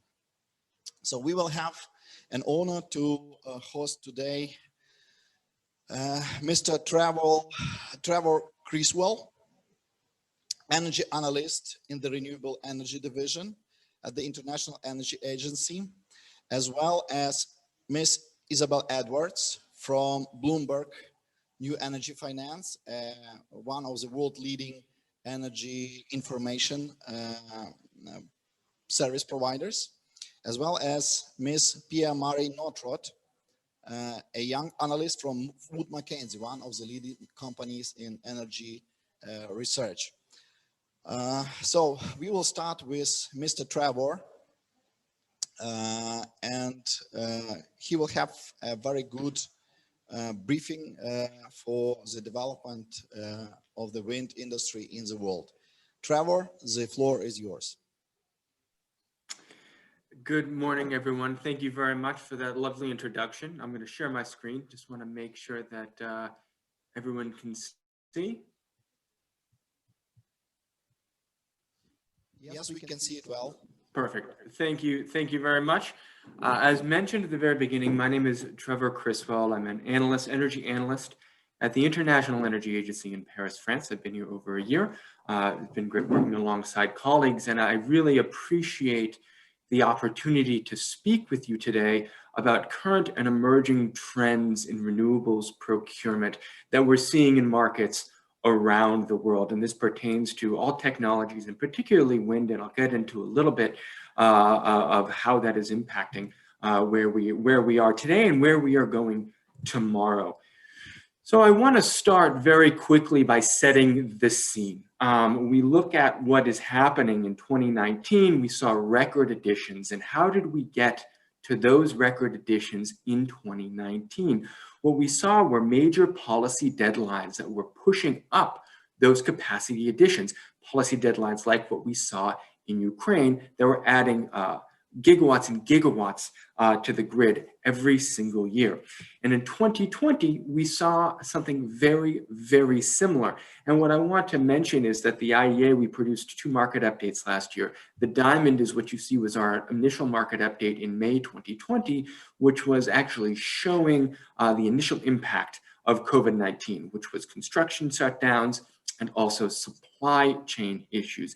However, in our update published in November, excuse me, we saw that actually we were seeing another record year of additions, proving the resiliency of renewables throughout the world, even in spite of COVID-19. And I think what's also very interesting to see is that, again, like in 2019, what we saw were policy deadlines beginning to increase the amount of additions that we are seeing in that year. We also anticipate another strong year of renewables additions in 2021.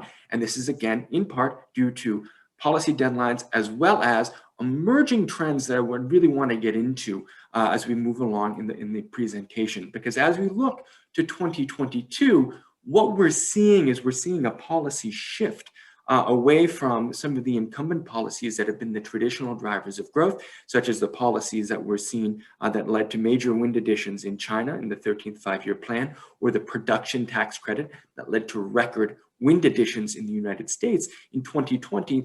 And as we shift towards new types of policies, it's important that those policies are supplemented by different types of trends and different types of procurement methods. But before we get into these emerging trends, it's important to note that the current trends and the current method of procurement is alive and well. There remains extremely strong interest and investor appetite for renewables. Looking at the stock market performance of wind and solar companies as compared to the rest of the energy sector throughout 2020, we can see that the sector as a whole, the energy sector as a whole, has declined a bit through October. But what we saw is that both wind and solar IPPs and the technology companies actually increased, showing that potentially investors are looking towards solar PV and wind developers and technology companies as investments for the future. So we're seeing that there is still a lot of private sector interest in those companies that are developing these projects and technologies. But if we look at the flip side, we'll see that we wanted to make sure and we wanted to see how global auctioned capacity fared, especially in light of COVID. I think going into 2020 and the initial first waves, there was concern that potentially auction capacity would fall off. However, that is not the case. As you can see, in January through October of 2019, there were roughly 45 gigawatts of new global renewable capacity auctioned, and that was surpassed for the same time period in 2020. And it's important to note that while COVID did postpone, it did not cancel scheduled renewable energy auctions. So how we have gotten here to these years of record additions is strong. However, I don't think I need to tell anyone here that these policy deadlines can create boom-bust cycles, on and off cycles of very, very strong years, followed by less strong years, as has been seen in Ukraine. We look at 2019 as a boom year in Ukraine due to the feed-in tariff deadline. However, looking at 2020, while still a strong year of over 1.5 gigawatts added to the grid, we're still seeing that without a supplemental mechanism to be able to continue to add on to those policy additions, there is a potential for a fall off. And I think you can see this in markets around the world. This is not just specific to the Ukrainian market. It's also specific. If you look in the United States, after the initial production tax credit in 2012, for wind, there was a major fall off in 2019. And we'll go into kind of how the European market looks as well. So if we look at what's going on in 2019, 2019 looks like a banner year for additions, and indeed it was. However, there were major policy deadlines, again, that pushed up that 2019 number, which is actually kind of bringing down that 2020 number. So it's important to note that while 2019 is a banner year, 2020 is still a very strong year of additions, and we expect those additions to continue in 21 and 2022, driven by 4 major markets: Germany, France, Spain, the Netherlands.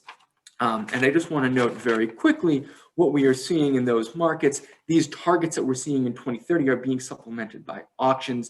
They're being supplemented by auctions. And in the case of Spain, and this is what I really want to highlight, is that there's another way of renewables procurement, and that is through, pardon me, that is through corporate PPAs, which are becoming an increasingly large addition for capacity additions moving forward. So as we move forward in global renewable energy capacity additions, we're starting to see an emerging trend where I want to be very clear that auctions and administratively set tariffs are going to continue to drive renewables expansion through 2025. In fact, we anticipate over 70% of that expansion to be driven by those administratively set tariffs. But it's important to note that these other methods of procurement, such as corporate PPAs, such as merchant plants, and projects receiving multiple revenue streams, are going to be driving an increasing amount of these additions. And I want to highlight a couple markets here. When we talk about projects that are receiving multiple revenues, we look at markets like the United States, where the federal scheme is the production tax credit that allows developers to receive money, tax credit for their production. In certain regions in the United States, there's also a renewable energy certificate market that allows for another stream. And finally, these wind developers and solar developers are able to enter into corporate PPAs with companies to be able to enter into a long-term deal, long-term contract at a fixed price, guaranteeing revenues for that supply. So that is one market that is seeing an explosion of corporate PPAs. Another market where we're seeing a similar type of trend is the Australian market, with a large-scale renewable energy scheme, a large-scale renewable energy target, provides certificates for generation, but those developers are also able to enter into long-term PPAs with corporations, or in some cases in governments. Finally, coming back to Europe, I wanted to highlight very quickly Sweden. Sweden's booming wind market is fueled by the Norway-Sweden certificate scheme, but also, again, and I'll say it one more time, again, by corporate PPAs that are allowing these developers these types of revenues to be able to build their projects and understand what they will be getting for their production for 10, 15, 20 years.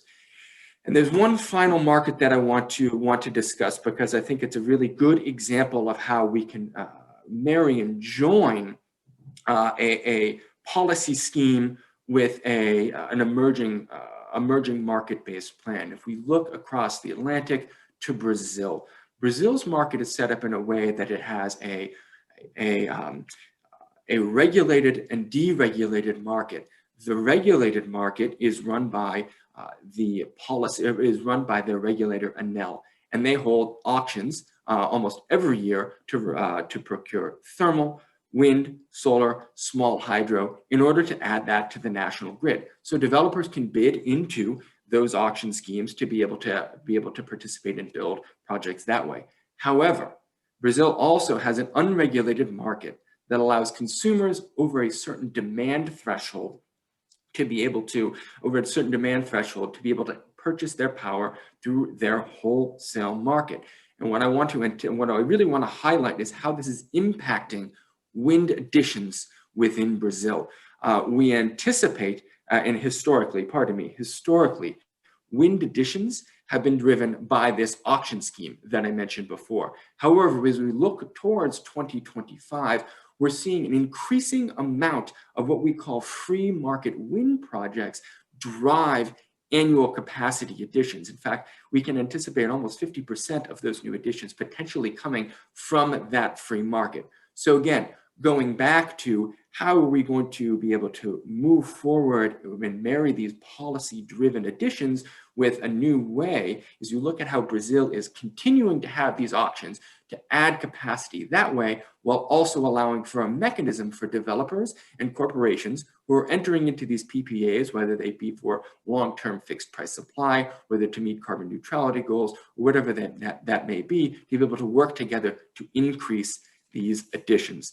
And as we look forward towards 2025, this traditional method of procurement coupled with this new way of procurement, we're going to be seeing a major shift in global electricity generation. Wind and solar PV's combined installed capacity is going to be surpassing that of natural gas in 2023 and that of coal in 2024. And in 2025, the IEA anticipates that renewables will become the largest source of electricity generation in 2025.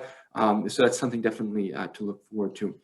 So I know I might be a little bit under time here. I just want to thank you again for the opportunity to speak today. I'm really looking forward to my colleagues' presentations. The beginning of this conference has been incredibly insightful. It's an amazing opportunity to be able to present and speak alongside such distinguished guests. And I want to thank you again for your time, and I look forward to your questions. Thank you, Trevor. Thank you so much. It was an amazing tour, 15 minutes around the world of renewables. So a very, very enlightening overview. And the outcomes I see from your presentation, and that's despite the results of COVID-19 pandemic, governments around the world are accelerating investments and accelerating the development of the renewables. This is a global trend. We see an increasing of the renewables capacities globally.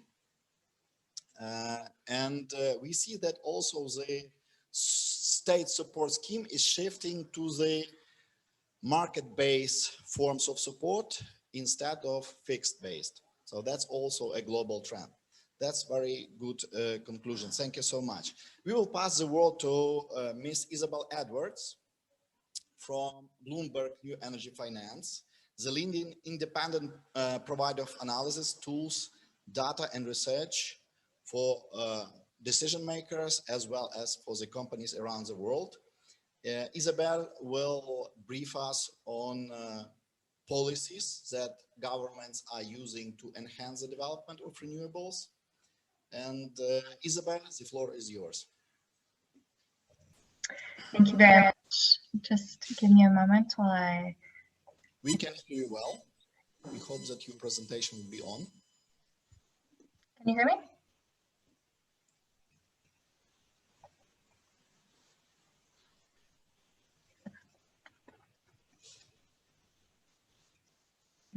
Yes, presentation is on. Thank you. So thank you for having me today. My name is Isabel Edwards, and I'm a wind analyst at Bloomberg NEF. So for anyone who's not familiar with Bloomberg NEF, we are a data and research provider to decision makers in the clean energy industry, and we specialize in power and transport, but really kind of look at sectors all sectors that are kind of relevant to the transition to a low carbon future. So additional sectors like agriculture and metals, and also kind of the technology and materials that are going to help the world transition to this low carbon future. So if anyone has any questions on our research coverage, please feel free to reach out to me after the session.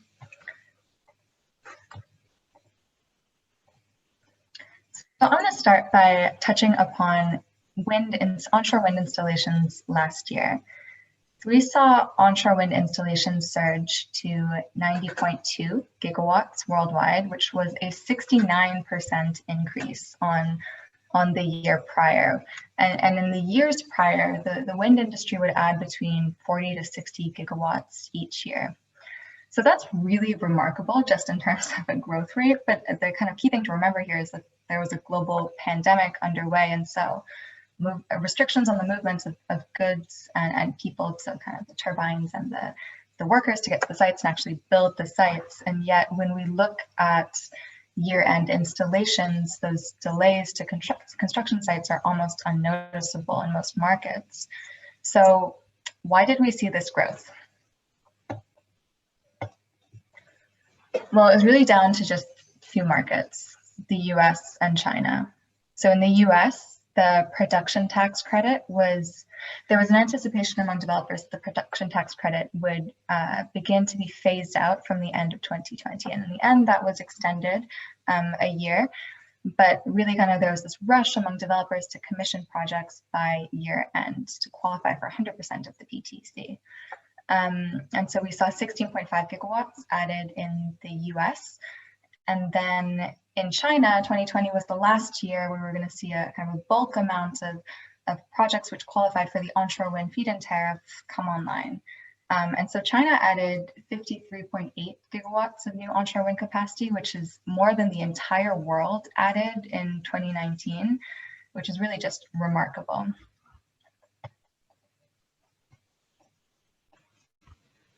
When we look to investment, that's where investment in wind, that's really kind of where we can start to see a bit of the effect of the pandemic. So onshore wind investment fell 22% last year to roughly 93 billion. But considering the kind of challenges of the pandemic, that decrease is reasonable. And total investment in wind markets is still double what it was 10 years ago. And overall, what I want to point out is that there is really kind of an upward trend consistently in wind investment, even taking into account the fact that costs are consistently coming down throughout these years. So now just to focus on Ukraine. Ukraine looks a bit different. Here we're looking at solar and wind investment on the left, and then installations on the right. So I should say these are Bloomberg NEF data figures, not kind of, and they may or may not align with what the government may disclose. And what we see is a really kind of strong boom in investment, pretty evenly split across wind and solar over the past 5 years, and then followed by a collapse in investment. And then we look at installations surged in 2019, about 5 gigawatts. And then we tracked about 500 megawatts added across wind and solar in 2020, of which about 100 to 150 was added in the wind sector. So this is essentially due to an anticipated change in feed-in tariffs that would be lowered for projects if they commissioned after 2019.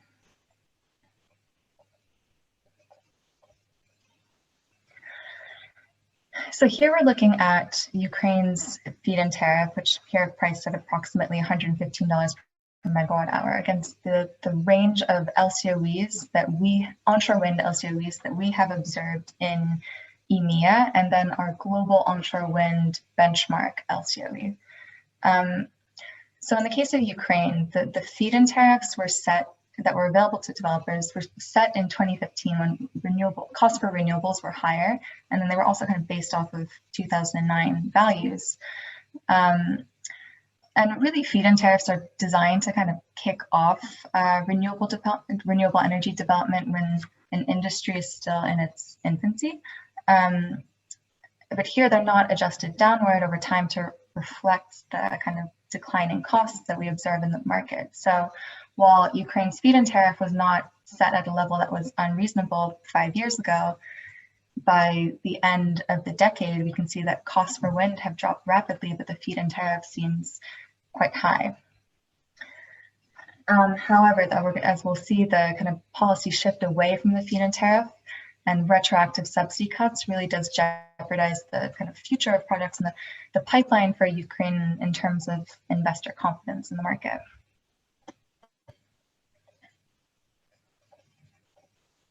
So again, kind of looking at this from a global perspective, we're really, in the global market, we're entering a period where onshore wind is really kind of a mainstream infrastructure investment. And in many markets, risks associated with owning and operating onshore wind farms are well supported and are able to attract low risk investors. So here we're looking at acquisitions of onshore wind capacity in gigawatts, and then by industry of the buyer and the seller. So utilities and energy companies, which energy, by the way, is just project developers and equipment manufacturers. They're kind of the obvious players in the industry. It's very normal for them to be acquiring and selling assets. It's really kind of part of their business model. But we see that financial investors have grown from acquiring 1 gigawatt or a little bit more in 2011 to 12.7 in 2019. And at that point, financial investors were the largest buyer group in the market. So we can really see that the sector is attracting investment from a diverse group of investors.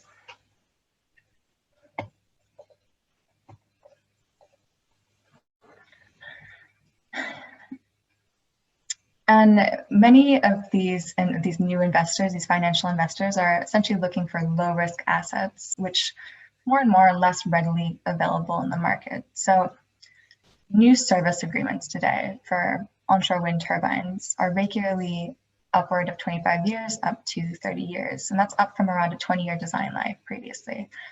So while subsidy contracts used to cover an asset's lifetime and offered revenue guarantees for investors over the full asset lifetime, we're seeing more and more about a 10 to 15-year tail where the owner of the wind farm needs to make a decision around whether to sell power to the wholesale power market and play with kind of power price risk, or whether to kind of try to secure an additional contract at the end of a government subsidy. So in some markets, that tail can be kind of like 5 to 10 years, and then in others, it can really be up to like half of the asset's lifetime.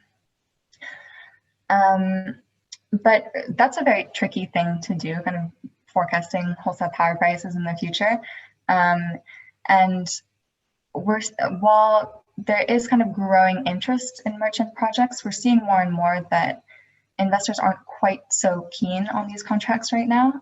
Particularly this year in the Nordics, there were a number of projects which failed to reach financial close because of power price volatility throughout the pandemic year. And I've just put Ukraine on this chart to demonstrate that the kind of new auction scheme in Ukraine will offer one of the longest subsidy contracts in Europe.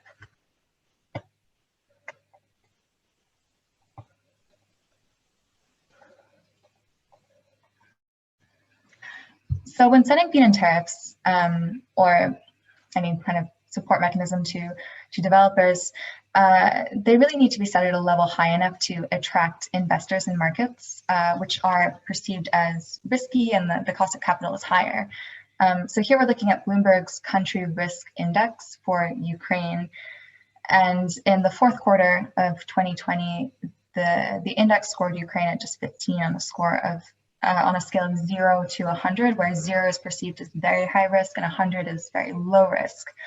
And so this kind of risk is inevitably priced into the cost of capital. And so looking forward, as Ukraine aims to shift towards clean energy auctions and achieve lower prices that way, it will be difficult to kind of convince investors or convince lenders to provide loans at a kind of cost of capital that does not factor in this increased country risk. And so that means that governments may still end up paying a higher price or a high price for future renewables. The shift to auctions may not bring down prices due to this premium on financing costs. In the chart on the right, we can see that in non-OECD markets, we tend to see a correlation between a higher LCOE and a higher cost of capital that prices the LCOE above Bloomberg's, so it's our 2H 2020 onshore wind LCOE benchmark. So higher cost of capital tends to be associated with a higher LCOE, while in OECD countries where risks are perceived as lower, markets tend to achieve lower cost of capital with an LCOE that places below the average. And then just finally on this, there were a number of development finance institutions that provided concessional finance to Ukraine and are really kind of the primary lenders to many of the projects that have been financed to date. EBRD, for example, is one of them. And those banks kind of paved the way for private investors to enter the market with a lower degree of risk. But because of this tariff restructuring, there really kind of is a risk of alienating the kind of primary investors in the Ukrainian wind market.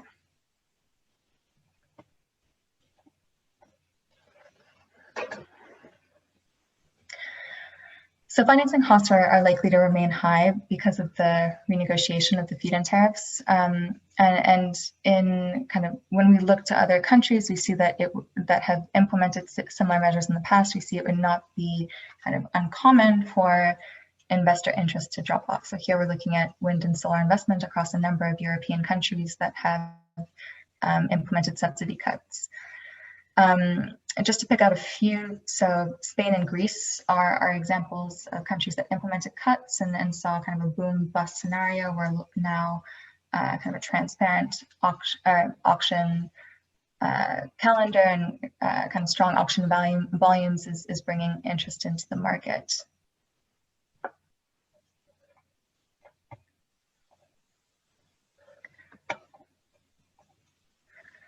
And so finally, I'd just like to kind of widen this back to the kind of global picture and where we see the onshore wind market going worldwide.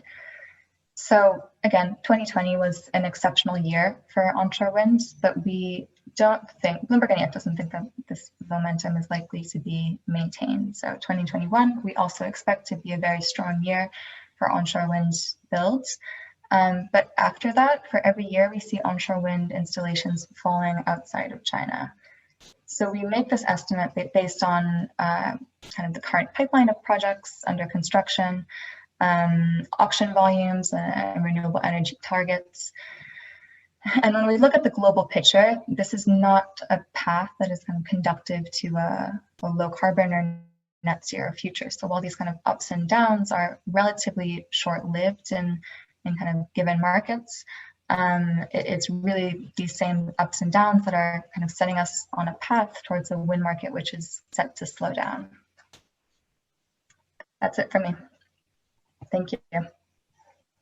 Isabel, thank you for such a brilliant presentation.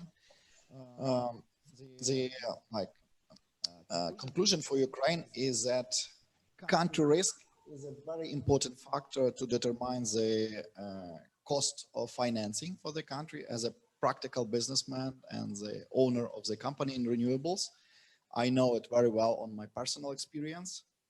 So the cost of financing constitutes up to 60% in the self-cost of levelized cost of energy. So that's a very important figure, and that's a good conclusion for our government to realize. The more stable Ukraine is, the more stable our industry is, the better access to funding, the lower prices can be achieved during the auction competitive base price formation. Thank you so much, Isabel, for your presentation, and we give the floor to the next speaker.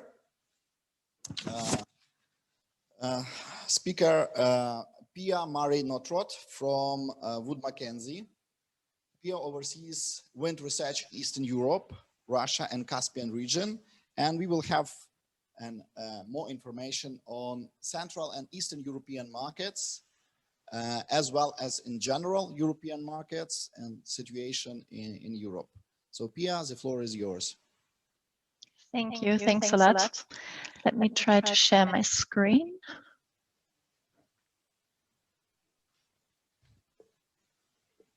Can you see my presentation? Not yet.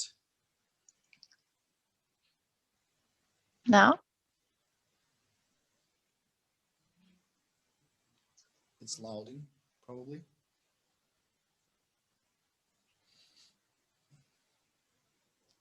It says that I'm sharing, so I hope. Thank you. Okay, perfect. So thanks a lot for inviting me. I'm Pia Notrot, a wind market analyst at Wood Mackenzie. My main focus areas are the wind markets in Eastern Europe, Russia, and the Caspian region, as was just presented. And I was asked to talk about Central and Eastern European wind markets' path to economic stability today. And in this case, the focus of today, I will focus on the transition between support systems or support schemes and how to ensure wind market stability throughout this transition. Throughout my presentation, I will answer the following 3 questions. What overall trends do we see across key markets in Central and Eastern Europe in terms of support schemes?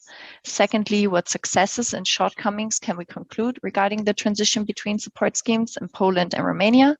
And thirdly, what takeaways can we draw from the above for Ukraine's transition, hopefully? So looking at some of the wind markets across Central and Eastern Europe, we see a trend that once the industry is established and all the cost of wind power has been reduced to a point where wind power can compete with other power sources, regulators choose to transition away from green certificates or feed-in tariffs to a more competitive and market-oriented scheme as contracts for differences or market premiums awarded through auctions. We usually observe a transition period of a year or 2 to establish the new system before the first auctions take place. Auction-based support schemes will support wind build-out across Central and Eastern Europe until the end of the 2020s. The long-term trend is that governments will continuously withdraw support and wind power will be sold under market conditions, as was also mentioned by Trevor before. But this scenario will not be the main scenario in the short to long term, and especially not in emerging markets as Romania and Ukraine, for example. In these markets, support will be key to drive market growth over the coming decade. We will take a closer look at Poland and Romania in a second, but in this overview, we can already see that it is fatal to withdraw market support too early on, which you can see here. I'm not sure whether you can see my mouse here, down here at Romania. And the wind market stagnates and investors lose the basis for stable remuneration while the market risk is still really high in these early stages of wind development. So now we will take a closer look at some of Ukraine's neighboring countries, Poland and Romania, and their transition towards a more market-oriented support scheme. So Poland introduced auctions for contracts for differences in 2018 after phasing out their green certificate scheme. So far, around 4.1 gigawatt of onshore wind capacity has been auctioned off during this new scheme. But the capacity or the projects have to compete that are larger than 1 megawatt have to compete directly with solar PV. So this is a larger than 1 megawatt bucket, and 4.1 gigawatt of this capacity has so far gone to onshore wind. The Polish market has gained a lot of attention, both from national, but also a lot of international investors over the past 3 years since the introduction of this new scheme. The CFD scheme, which is similar to the system that is utilized in the UK, is very familiar to international investors. And the 15-year contracts offer a lot of long-term visibility and stability to the participants. The government has just announced to extend the auctions till 2026. Originally, the government only committed to auction rounds till 2020, yet new rounds were added in 2021, and now an extension of another 5 years has been committed to. This long-term extension, of course, again, gives visibility to the investors, which is key in these early development stages. Over the past years, the Polish government has shown a little bit of a lack of commitment to onshore wind throughout their long-term strategies.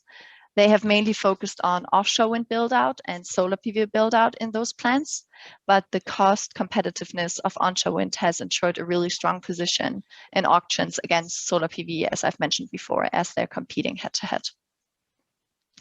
Yet we start to see that permitting is becoming an increasing issue for onshore wind in Poland. Even though more than 2.5 gigawatt of renewable capacity is to be auctioned off during 2021 auctions, wind projects which can apply for auctions are decreasing. And this is mainly due to the 10 times hub height rule that we have set in Poland. And therefore, we see that PV is grabbing more and more auction volume over time, and the capacity that will go to onshore wind will likely decrease if this situation doesn't change. The Polish government is currently loosening this rule, but this just underlines that a solid support scheme is not enough to ensure market build out, but it needs to go hand in hand with, for example, smooth permitting processes and grid build out. We do not see this issue only in Poland, but we've also observed this in other markets, for example, in Germany over the past years. We've not seen permitting as being a large issue in the Ukraine so far, but grid build out, of course, has already been a large issue in the market. So the grid build out, but also systems balancing and active demand management definitely have to be in focus over the next years in order to ensure market stability over the coming decade in the Ukraine. So these problematics need to be considered when you look at the renewable energy planning for the years to come. Auctions alone are definitely not enough to make this transition into market stability. Next, we will take a look at Romania. Romania's wind market kicked off in the early 2010s when an attractive green certificate scheme was introduced. Yet, as quickly as the market kicked off, unfortunately, it also died out again. And that's due to several factors. First of all, there were no more green certificates handed out to players for new wind farms. PPAs outside the systems were prohibited, and the national grid needed a revamp and a build out as well.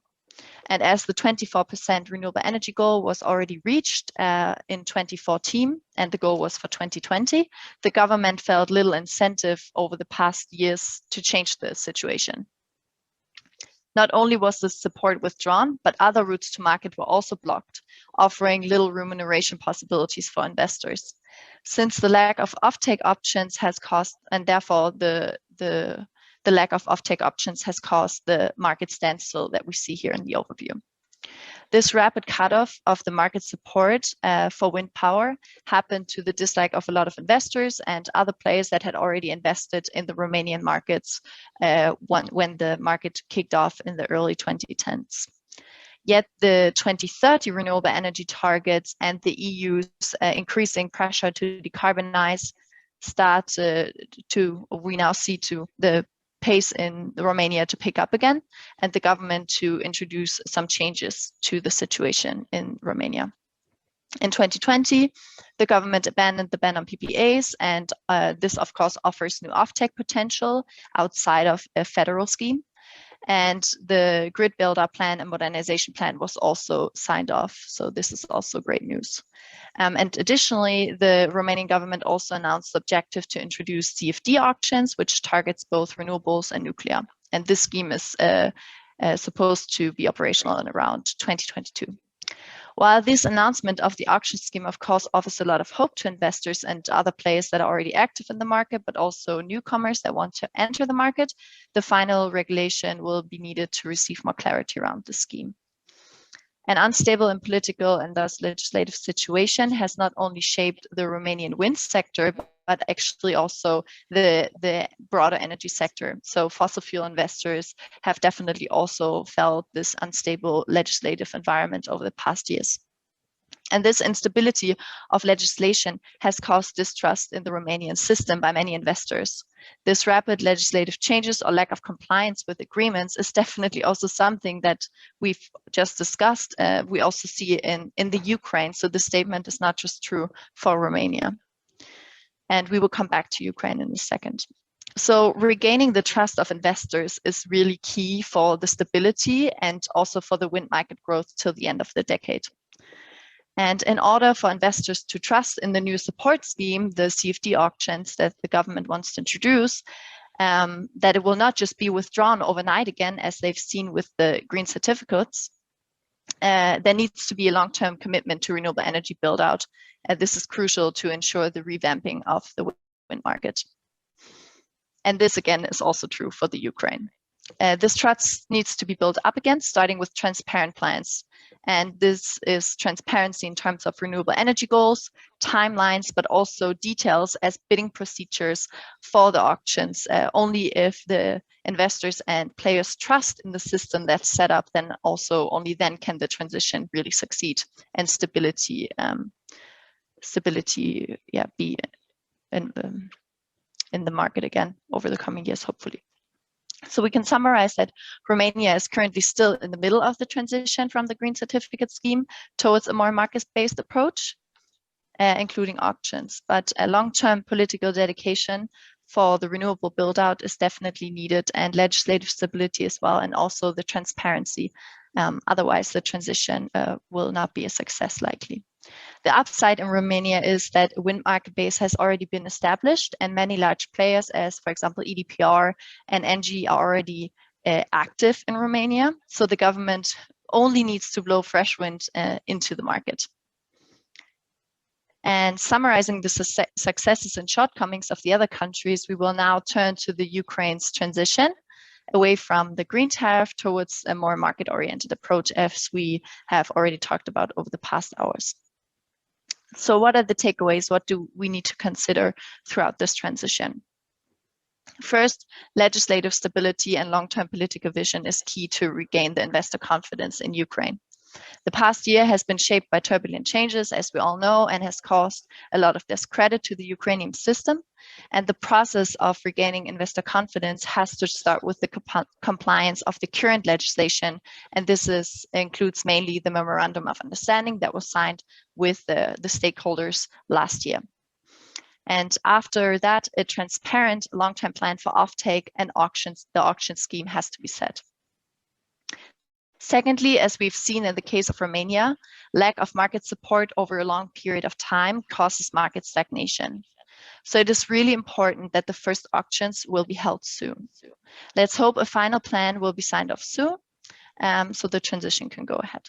Additionally, regulation that allows offtake outside of the federal scheme will be important, considering that the capacities that are set aside for wind in the current plan at least are quite low. So we will need other routes to markets to enable offtake outside of this scheme set up by the federal state. Thirdly, support needs to go hand in hand with smooth permitting and grid build-out.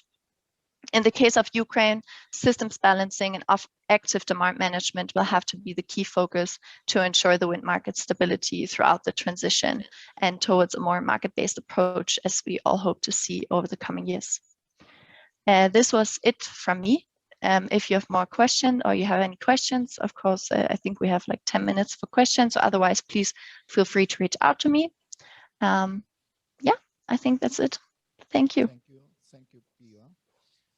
It was a very good presentation, and we see the examples of like a good example and stagnant example of the countries in our region, which faced pretty similar challenges like Ukraine is facing now, being at the crossroads, how to extend the further development of the renewables. The first phase of growth was rather very promising. We added in 2018 and 2019 a tremendous amount of new additions, but currently government is oppressed by the burden of the payments, and they are looking for new solutions. And I think that your presentation was very instrumental. I hope that people from government have been looking on your presentation and give a conclusions. Anyway, we will summarize it, and we'll also propose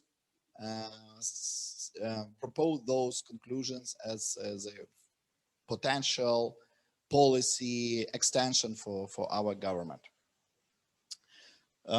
So we have a couple questions coming to our panelists. Question to Mr. Edwards: why the financial risk index is so unstable and subject to such enormous variations? So unfortunately, I don't have a perfect answer for this. What I wanted to show in that chart is that the kind of contributing factors to Bloomberg's country risk index are economic, financial, and political. And while we see kind of variations in each one of those individual indices, the overall country risk index for Ukraine is kind of volatile, but remains very low. So we see it moving up and down between kind of 20 to 100, but very much at kind of the lower end of the scale. And really kind of, when we look at where that ranks, where the Ukraine ranks compared to other countries, it's kind of in the bottom, I think about third of countries assessed in the index. Okay, thank you so much. I think that we are very well on time. We're finishing our panel. And let me pass the floor to the next panel and moderator, Marina Hritsishina, member of the UWEA board and lawyer at the Sayenko and Harenko legal company. Marina, the floor is yours. Дякую. Вітаю всіх. And good day, dear ladies and gentlemen. Pleased to welcome you at the final session for today. And this, I would like to say that an important condition for the development of wind projects in Ukraine is the investment climate. And we're going to be speaking about that in the final session. We're going to be speaking about the business climate in Ukraine and the experience of the producers of the wind turbines in implementing their projects in Ukraine. And the first speaker is going to be the Vyacheslav Feklin, the Managing Director of the Nordex Energy Ukraine company. And I would like to say that Vyacheslav has been appointed as the General Director of Nordex Energy Ukraine on the 1st of February 2021. And Vyacheslav has planned to be developing the wind energy projects in Ukraine. And moreover, Vyacheslav has the experience of working in the wind industry. Because of his previous work, he has been the Managing Director of the General Electric's representatives in Ukraine, and we have Vyacheslav with us. I would like to pass the floor to him for him to share his experience on the wind energy projects in Ukraine and what were the projects that he has been developing, what were the expectations for his projects, and what is the reality of implementing their wind project in Ukraine. Do we have Vyacheslav? Are you with us? Yes, I'm here. I'm here with you. I'm here with you. Hi. I'm going to share my screen. Give me a second, please. Please let me know if you can see it. Can you see it? Запускається зараз презентація. The presentation is being launched. Yes, we can see your presentation. Marina, thanks a lot for the invitation. And Andrei and dear association, I'm glad to be today with you. And this is my pleasure. So first of all, yes, I joined Nordex just a couple months ago. And before Nordex, I was more than 8 years, almost 9 years with another company, with another big player on the wind market. And basically speaking about Nordex, Nordex is the first company in the world which produced a megawatt class turbine. This happened in 1995, so almost 26 years ago. Also in 2019, we entered the 5 megawatt class market. Also, one of the key milestones we need to underline was 2016 year when Nordex and Acciona Wind Power become one company. This helped us to strengthen our portfolio and to become the leading player on the wind market. And before I start talking about Ukraine and Nordex in Ukraine, just want to provide you a few figures about Nordex. What do we do and what have we delivered to the market last year? So last year we had really strong growth in sales. We reached 4.6 billion euros in sales in 2020, and it was, if I'm not mistaken, around 30% growth versus 2019. And also, even having these problems or issues with COVID, with economic slowdown, so we're still looking forward with very optimistic outlook. So, and we want to reach 5.2 billion euros in our sales. And we work I just want to highlight that we work only in onshore wind market. We're growing in the number of employees. You see that now we have 8.5 thousand, and we're hiring, and we are hiring in Ukraine as well. With our 35 years of experience, we installed 32 gigawatts, and only last year we installed 1/6 of the total installed capacity. So the market is very promising. The market is growing, and we are part of that growth. So now about Nordic's product portfolio.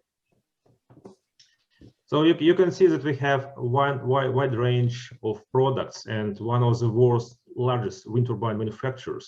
We offer high-yield, cost-efficient wind turbines that enable long-term and economical power generation from wind energy in all geographical and climate conditions. The comprehensive portfolio offers individual solutions for all site conditions for markets with limited space and regions with limited grid capacities. The Nordics Group can also implement wind farms as a part of different project types. So we have experience in simply selling of the equipment, that's obvious, but also we are not afraid of turnkey projects and complete wind farm development. And I need to say that our product suits well Ukrainian needs and wind and climate conditions. And I'm proud that Nordics turbines demonstrate high reliability and in the region, at least one of the best in class reliability rate. And I'm really glad that reliable Nordics turbines will be producing clean energy for Ukraine. And now about Nordics in Ukraine, what we do and when we entered Ukraine. So we entered Ukraine in 2019, and almost immediately we started 2 big projects in the country. So totaling 350 megawatts.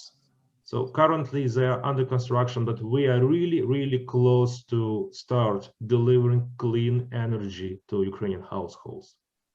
So we want to have those 2 farms operating nearest time. And we continue working to extend our presence, our footprint in the country. And we see Ukrainian market as is very promising, but from another angle is very challenging. So why challenging? So of course, when you're entering market, you need to find a reliable partners. So you need to find a new partners who will be really able to support everything with the expected quality and with the expected timelines. Because we are the company, we are the producer, we are responsible for the final result. And I tell you that we are very successful with this first challenge in Ukraine. So we were able to identify reliable partners. And of course, I can say that Ukraine still has very strong technical school. We still have a lot of experts, and we have domestic companies as well as global players who are very active on Ukrainian market. Second challenge was regulatory environment and legislation of Ukraine. Speaking about environment, so my personal, always misunderstanding of that was, if company just go into install and commission electrical equipment, why that company requires to have construction license? So that's, of course, it is obvious. We need to have hazardous work permit. We need to have all other necessary permits, to work with high voltage equipment and to be equipped with the right tools, with the right people. But why do we need a construction license for that? The process itself is very complicated. So you need to have a lot of, really big stuff to apply for that construction license, etc., etc. This is one of the examples, but unfortunately, not the only regulatory challenge we face here. And speaking about legislation, for instance, we still, big players, big market players do not want to apply Ukrainian legislation to contractual relationships in the country. Because, for instance, Ukrainian legislation still doesn't have a good concept of limitation liability. This is definitely something we cannot accept, and something that will not be accepted by any international player. Of course, we had some challenges with the COVID, but we were able to find a solution. Of course, this has had negative impact and still has negative impact on our ability to send our migration teams or experts to help with installation or commissioning of turbines. And last but not least, definitely not least, this renewable crisis in Ukraine. Of course, this crisis had a very negative impact on interest from international players or international investors to invest in Ukraine, to support projects in Ukraine, and to start new projects. So, but as I said, I still believe, and I will believe in the green future of Ukraine, because Ukraine has really good wind. We have really good conditions. We have in Ukraine already established from post-Soviet Union times and new modern Ukrainian companies who are able to support big players with commissioning, installation, and with construction. And of course, we have local labor force, experienced people, professionals. From another angle, we still need from the government, we need to have clear rules. We need to understand what will be tomorrow, what will be in a year, and we need to have national green strategy. Without that, I do not believe that any big investors will be able to step in Ukraine and to start building new big projects for Ukraine. This is something we need to have. If Ukraine believes we need the auction system, there should be auction system.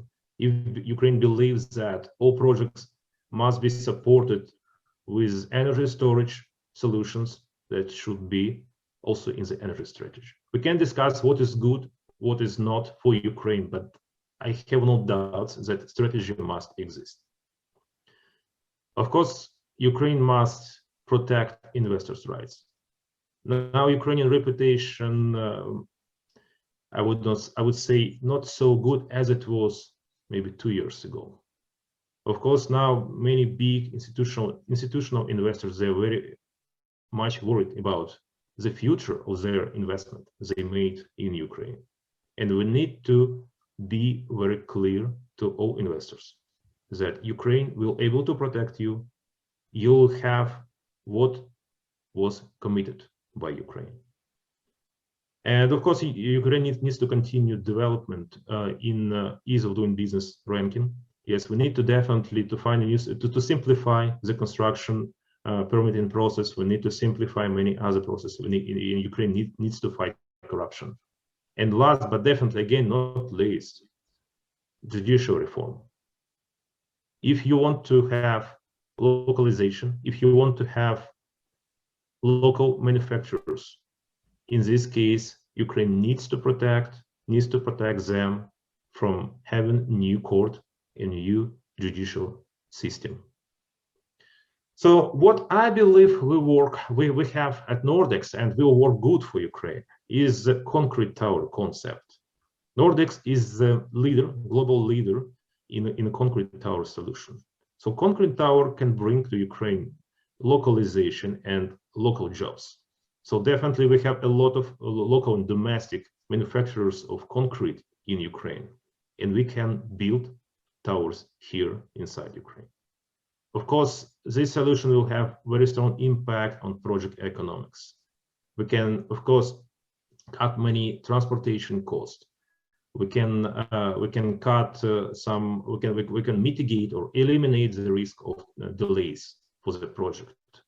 And definitely, this already proven solution. We have a lot of projects around the globe, for instance, in Brazil, in Argentina, in other countries.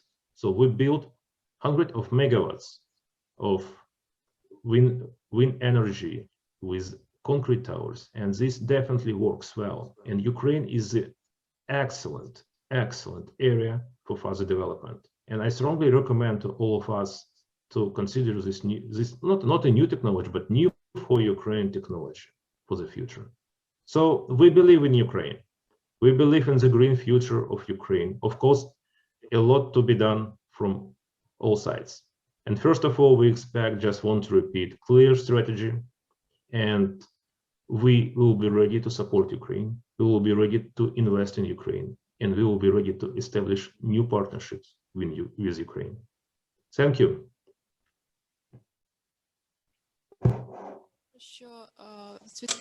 Thank you very much. It is very important that the world's producers of the wind turbines, they still believe in Ukraine, and they're planning some projects in Ukraine, and there are many issues in Ukraine on the regulation aspects of the wind energy. There is the issue on the crisis that has to be regulated. But this is why we are having this conference on what to do with those issues and how to develop this sphere. I see we have some questions from the other participants of the conference, but let us get back to the questions after next speaker. We have Manish Hatva, who works in GE Renewables that are located in Germany.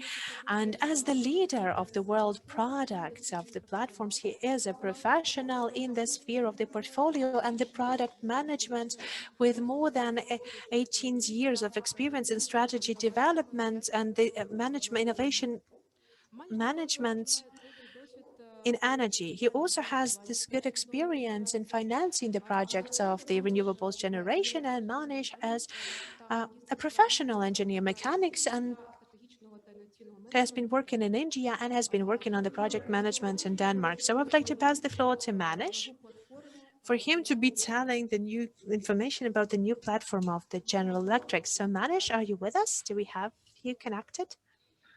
Yes, you hear me well? Yes, we hear you. Okay, perfect. Let me know if you see my screen.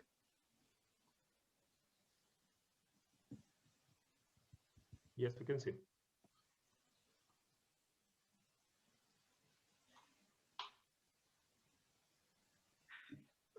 Hope you see my screen now. Yes, we can see it. Thank you. Okay, I would like to welcome all to Ukraine Wind Energy Association conference, and would like to also thank to the organizers to giving me a chance to present GE and talk about situation and market at Ukraine. Myself, Manish Hatpar, responsible for Cyprus platform globally, and I will try to briefly talk about Ukraine market and how GE is prepared to support that. So I think let's go into the details. Okay, so let's start with, we spoke, my previous colleagues, speakers, they spoke about challenges in Ukraine. So we know that currently we see Ukraine market is enjoying a FIT tariff, which is around 88 euros per megawatt hour. But for sure, that's not going to be forever. We already spoke about it a lot. We see a challenge coming in the form of auction in 2022 around, which will drive uncertainty around the mechanism, whether it is a CFD or something else. Also, volumes, quotas, timing issue. So this will be a good watch points. However, the PPAs and auctions will drive to the lower tariff, and we need to see how low the tariff would go. And having the lower tariff, meaning we will be heading towards a healthy competition within the energy market. However, this healthy competition will also bring pressure on the LCOE, which will demand for lower LCOE, which also would in turn need energy efficient machines, which supports, say, for example, bigger rotors like GE Cyprus platform 158 and 164, which will have a capability to adjust the variable ratings and nameplates with respect to the wind farm and site requirements for the optimization need. So in short, looks like to be in the Ukraine market, the mantra would be to having a lower cost of LCOE, cost of energy, for which GE global portfolio, if you see, is well supported and equipped, and GE is fully committed to develop a low cost, efficient LCOE products. So we will be talking about more onto the Cyprus 5X platform, which has a two-rotor 158 and 164. This represents a global footprint of the Cyprus. So it's a truly global product, which has already started production back 2 years before from Germany, China, and Brazil factory internationally. And these factories are well built and well established since long time, and they are well producing the already old platforms of GE.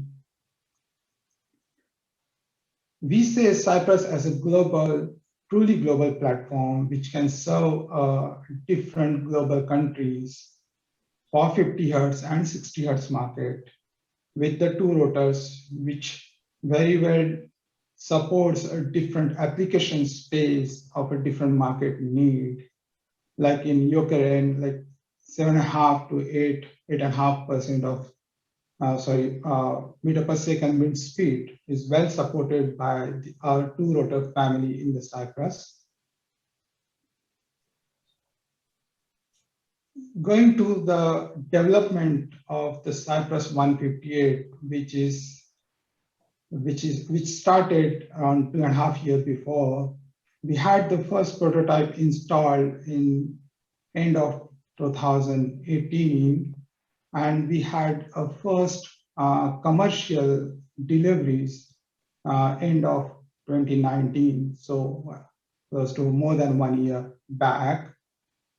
And now, as we are well established for 158 rotor, we are growing higher to support the markets which are demanding and pressurizing the lower cost of energy. So that is well supported with the bigger rotor of the same family, 164, which is going to get a prototype installed in Q4 2021. And we will see the delivery starting in Q4 2022 next year. This Cyprus platform brings a key technological innovation which supports all markets which are getting pressure due to the lower cost of energy demand. So the key technologies are like, we have a rotor which is supported with the carbon blade and having a 2-piece and 1-piece blade options, which helps to reach to the sites which are not reachable for the bigger and longer blade rotors, WTG. So that's the unique technology. We have a simplified electrical system which is at up tower in the machine head. That's why the towers are much more cleaner, the internals inside. And having a modular gearbox for better stability gives another advantage. So the gearbox is uniquely constructed with the torque arm, which is having a 360 degree supported with elastomers, which helps to bring down the bending loads, reduce the drivetrain length, and helps to distribute the loads across the 360 degree of the torque arm, which helps again to reduce and optimize the LCOE cost of the product. Let's understand the tip design. The blade tip design with the joint is a long development inside the GE, shared with the four different businesses of a GE, coming from GE Aviation, gas turbines, onshore wind, and the blade dynamics. This technology is so unique and clean that there are no bolted joint connection, which is enabling us 20 years maintenance-free split plate joint. And it has no metal-to-metal interface or connection, which avoids any threading, because it has a lining coming out of the gas turbine and GE fan blade technologies. So these are the unique technologies going into through the detailed validation to develop this jointed technology. So this joint technology to drive a rotor family to support a split plate for a critical sites to reach out is developed and proven well through the blade fatigue testing, which has been successfully completed last year. And we have also the blade and the turbine certified available. This platform also comes with a beyond technology validation, meaning not only doing the testing and validation for the limited certification limited requirements, but also going beyond the reliability and testing more than needed. So we are heavily investing into the testing validation facility of the pitch bearings and to the full machine head in the Fraunhofer Institute, which is running from last 2 years, and we will keep on running for another 2 years to prove our component reliabilities and the machine reliability in a longer way. We also have not only the A-class or the critical components testing plan, but also we take care of like transformer, which goes into the machine head, which sees the vibration at the back end. So a vibration test for the transformer, shock test for the transformer. We also prove this whole turbine through 2 live prototypes. As of now, 1 prototype is up and running from 2 years in Netherlands, and we are planning to have a prototype coming in Denmark this year.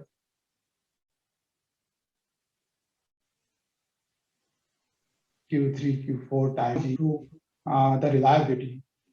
Having said that, the clear differentiation point for Cypress is it's a 2-rotor family coming out of 1 product, and by the time of Cypress 164 will be out in Q4 2022, we will have thousands of units running for 158 rotor, meaning a proven database, proven technology for the next rotor, which will enable us to drive lower cost of energy through the platform. As this is an evaluation of an existing 158 Cypress rotor, it has a share between the 158 and 164 same technologies. So it shares all the major components from the Cypress 158 with the upgrade of critical few components like pitch bearing and gearbox for higher loads.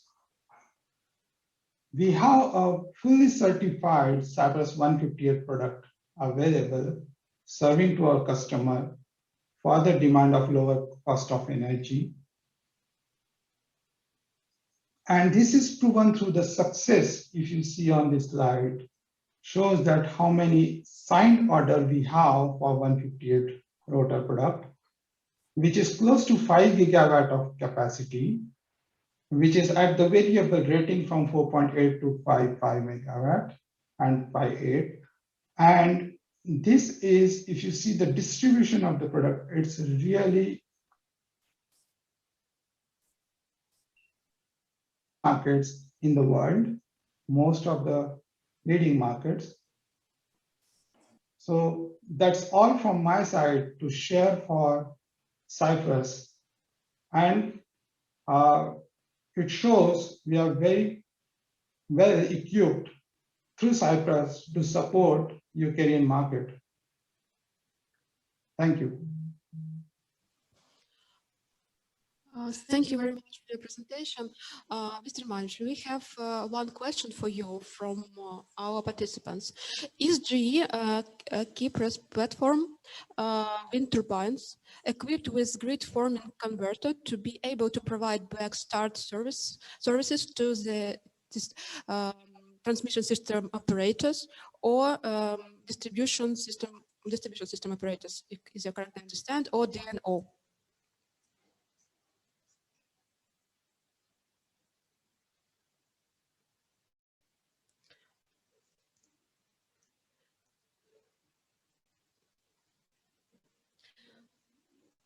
Наскільки я розумію, це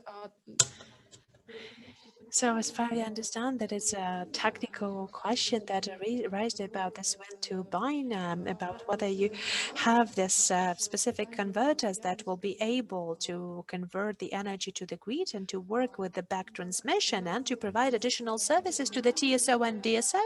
So Manish, if you can answer this question, that would be good. Well, we're still waiting for the connection, but there is also a question to Vyacheslav. There's also a question about the connection to the grid. I think that was interesting for our audience. In your opinion, do we actually need to have the technical assessment and economical assessments when we are conducting the agreement for the connection that is required by the TSO, by the Ukrenergo? And is it needed to publish this reports in the general access? As far as I remember, those are the question from the people, for the English-speaking people. So can you comment upon that? What do you think about that? For the question, I would look at this from maybe helicopter view on the problem, because I wouldn't consider this as a standalone problem, so as a problem itself.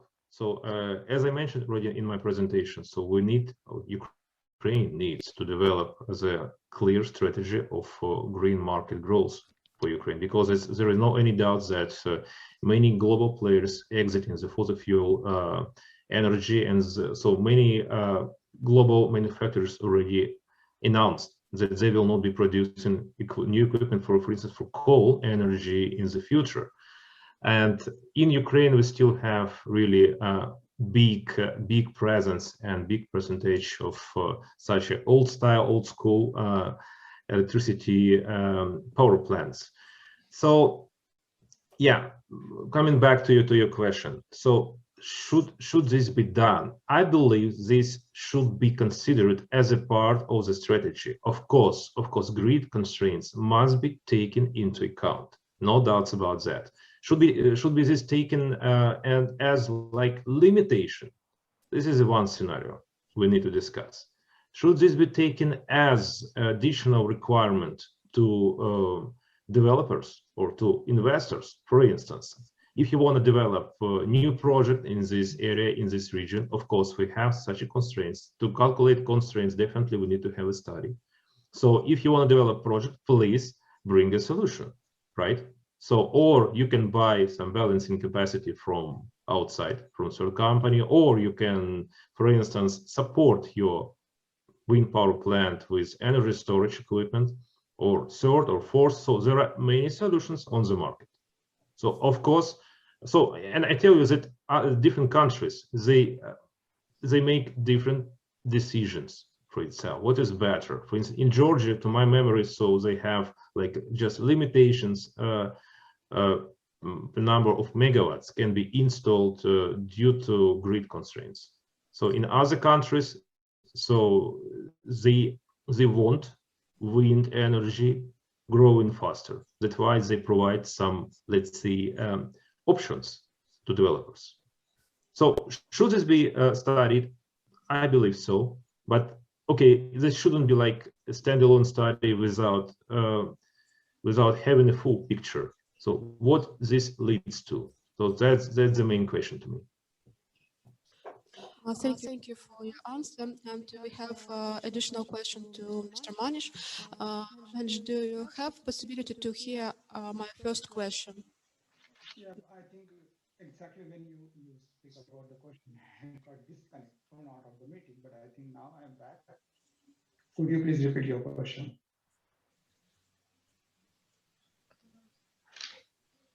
I'm sorry, I had the question, so problems with the technical.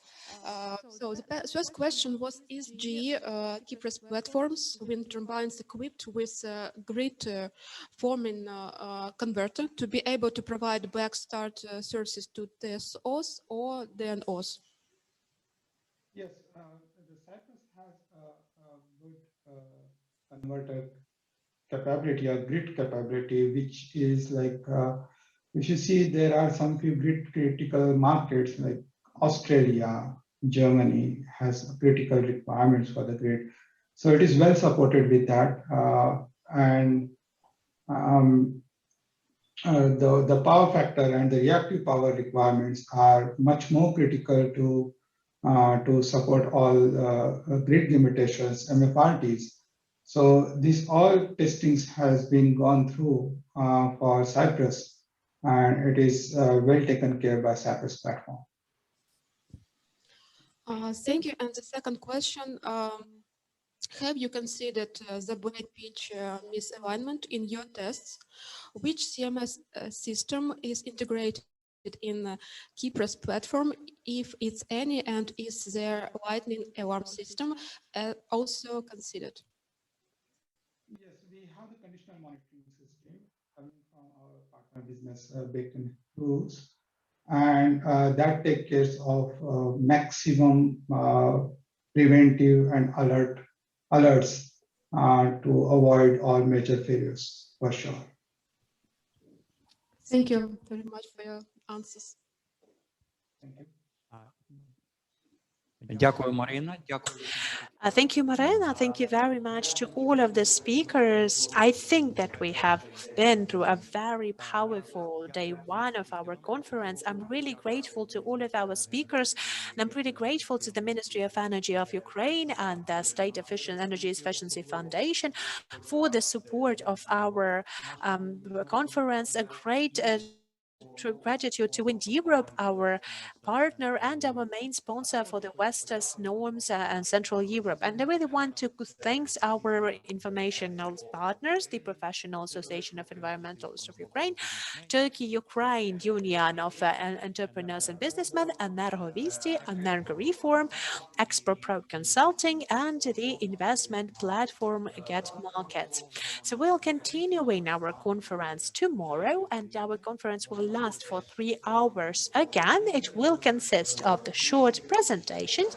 I think the most interesting things are still to come. We're going to be introducing you with Ukrainian market tomorrow, starting with the opinions of the main players of the market and how they see the further development of the green energy after the feed-in tariff. Thank you very much. Have a nice day. Goodbye.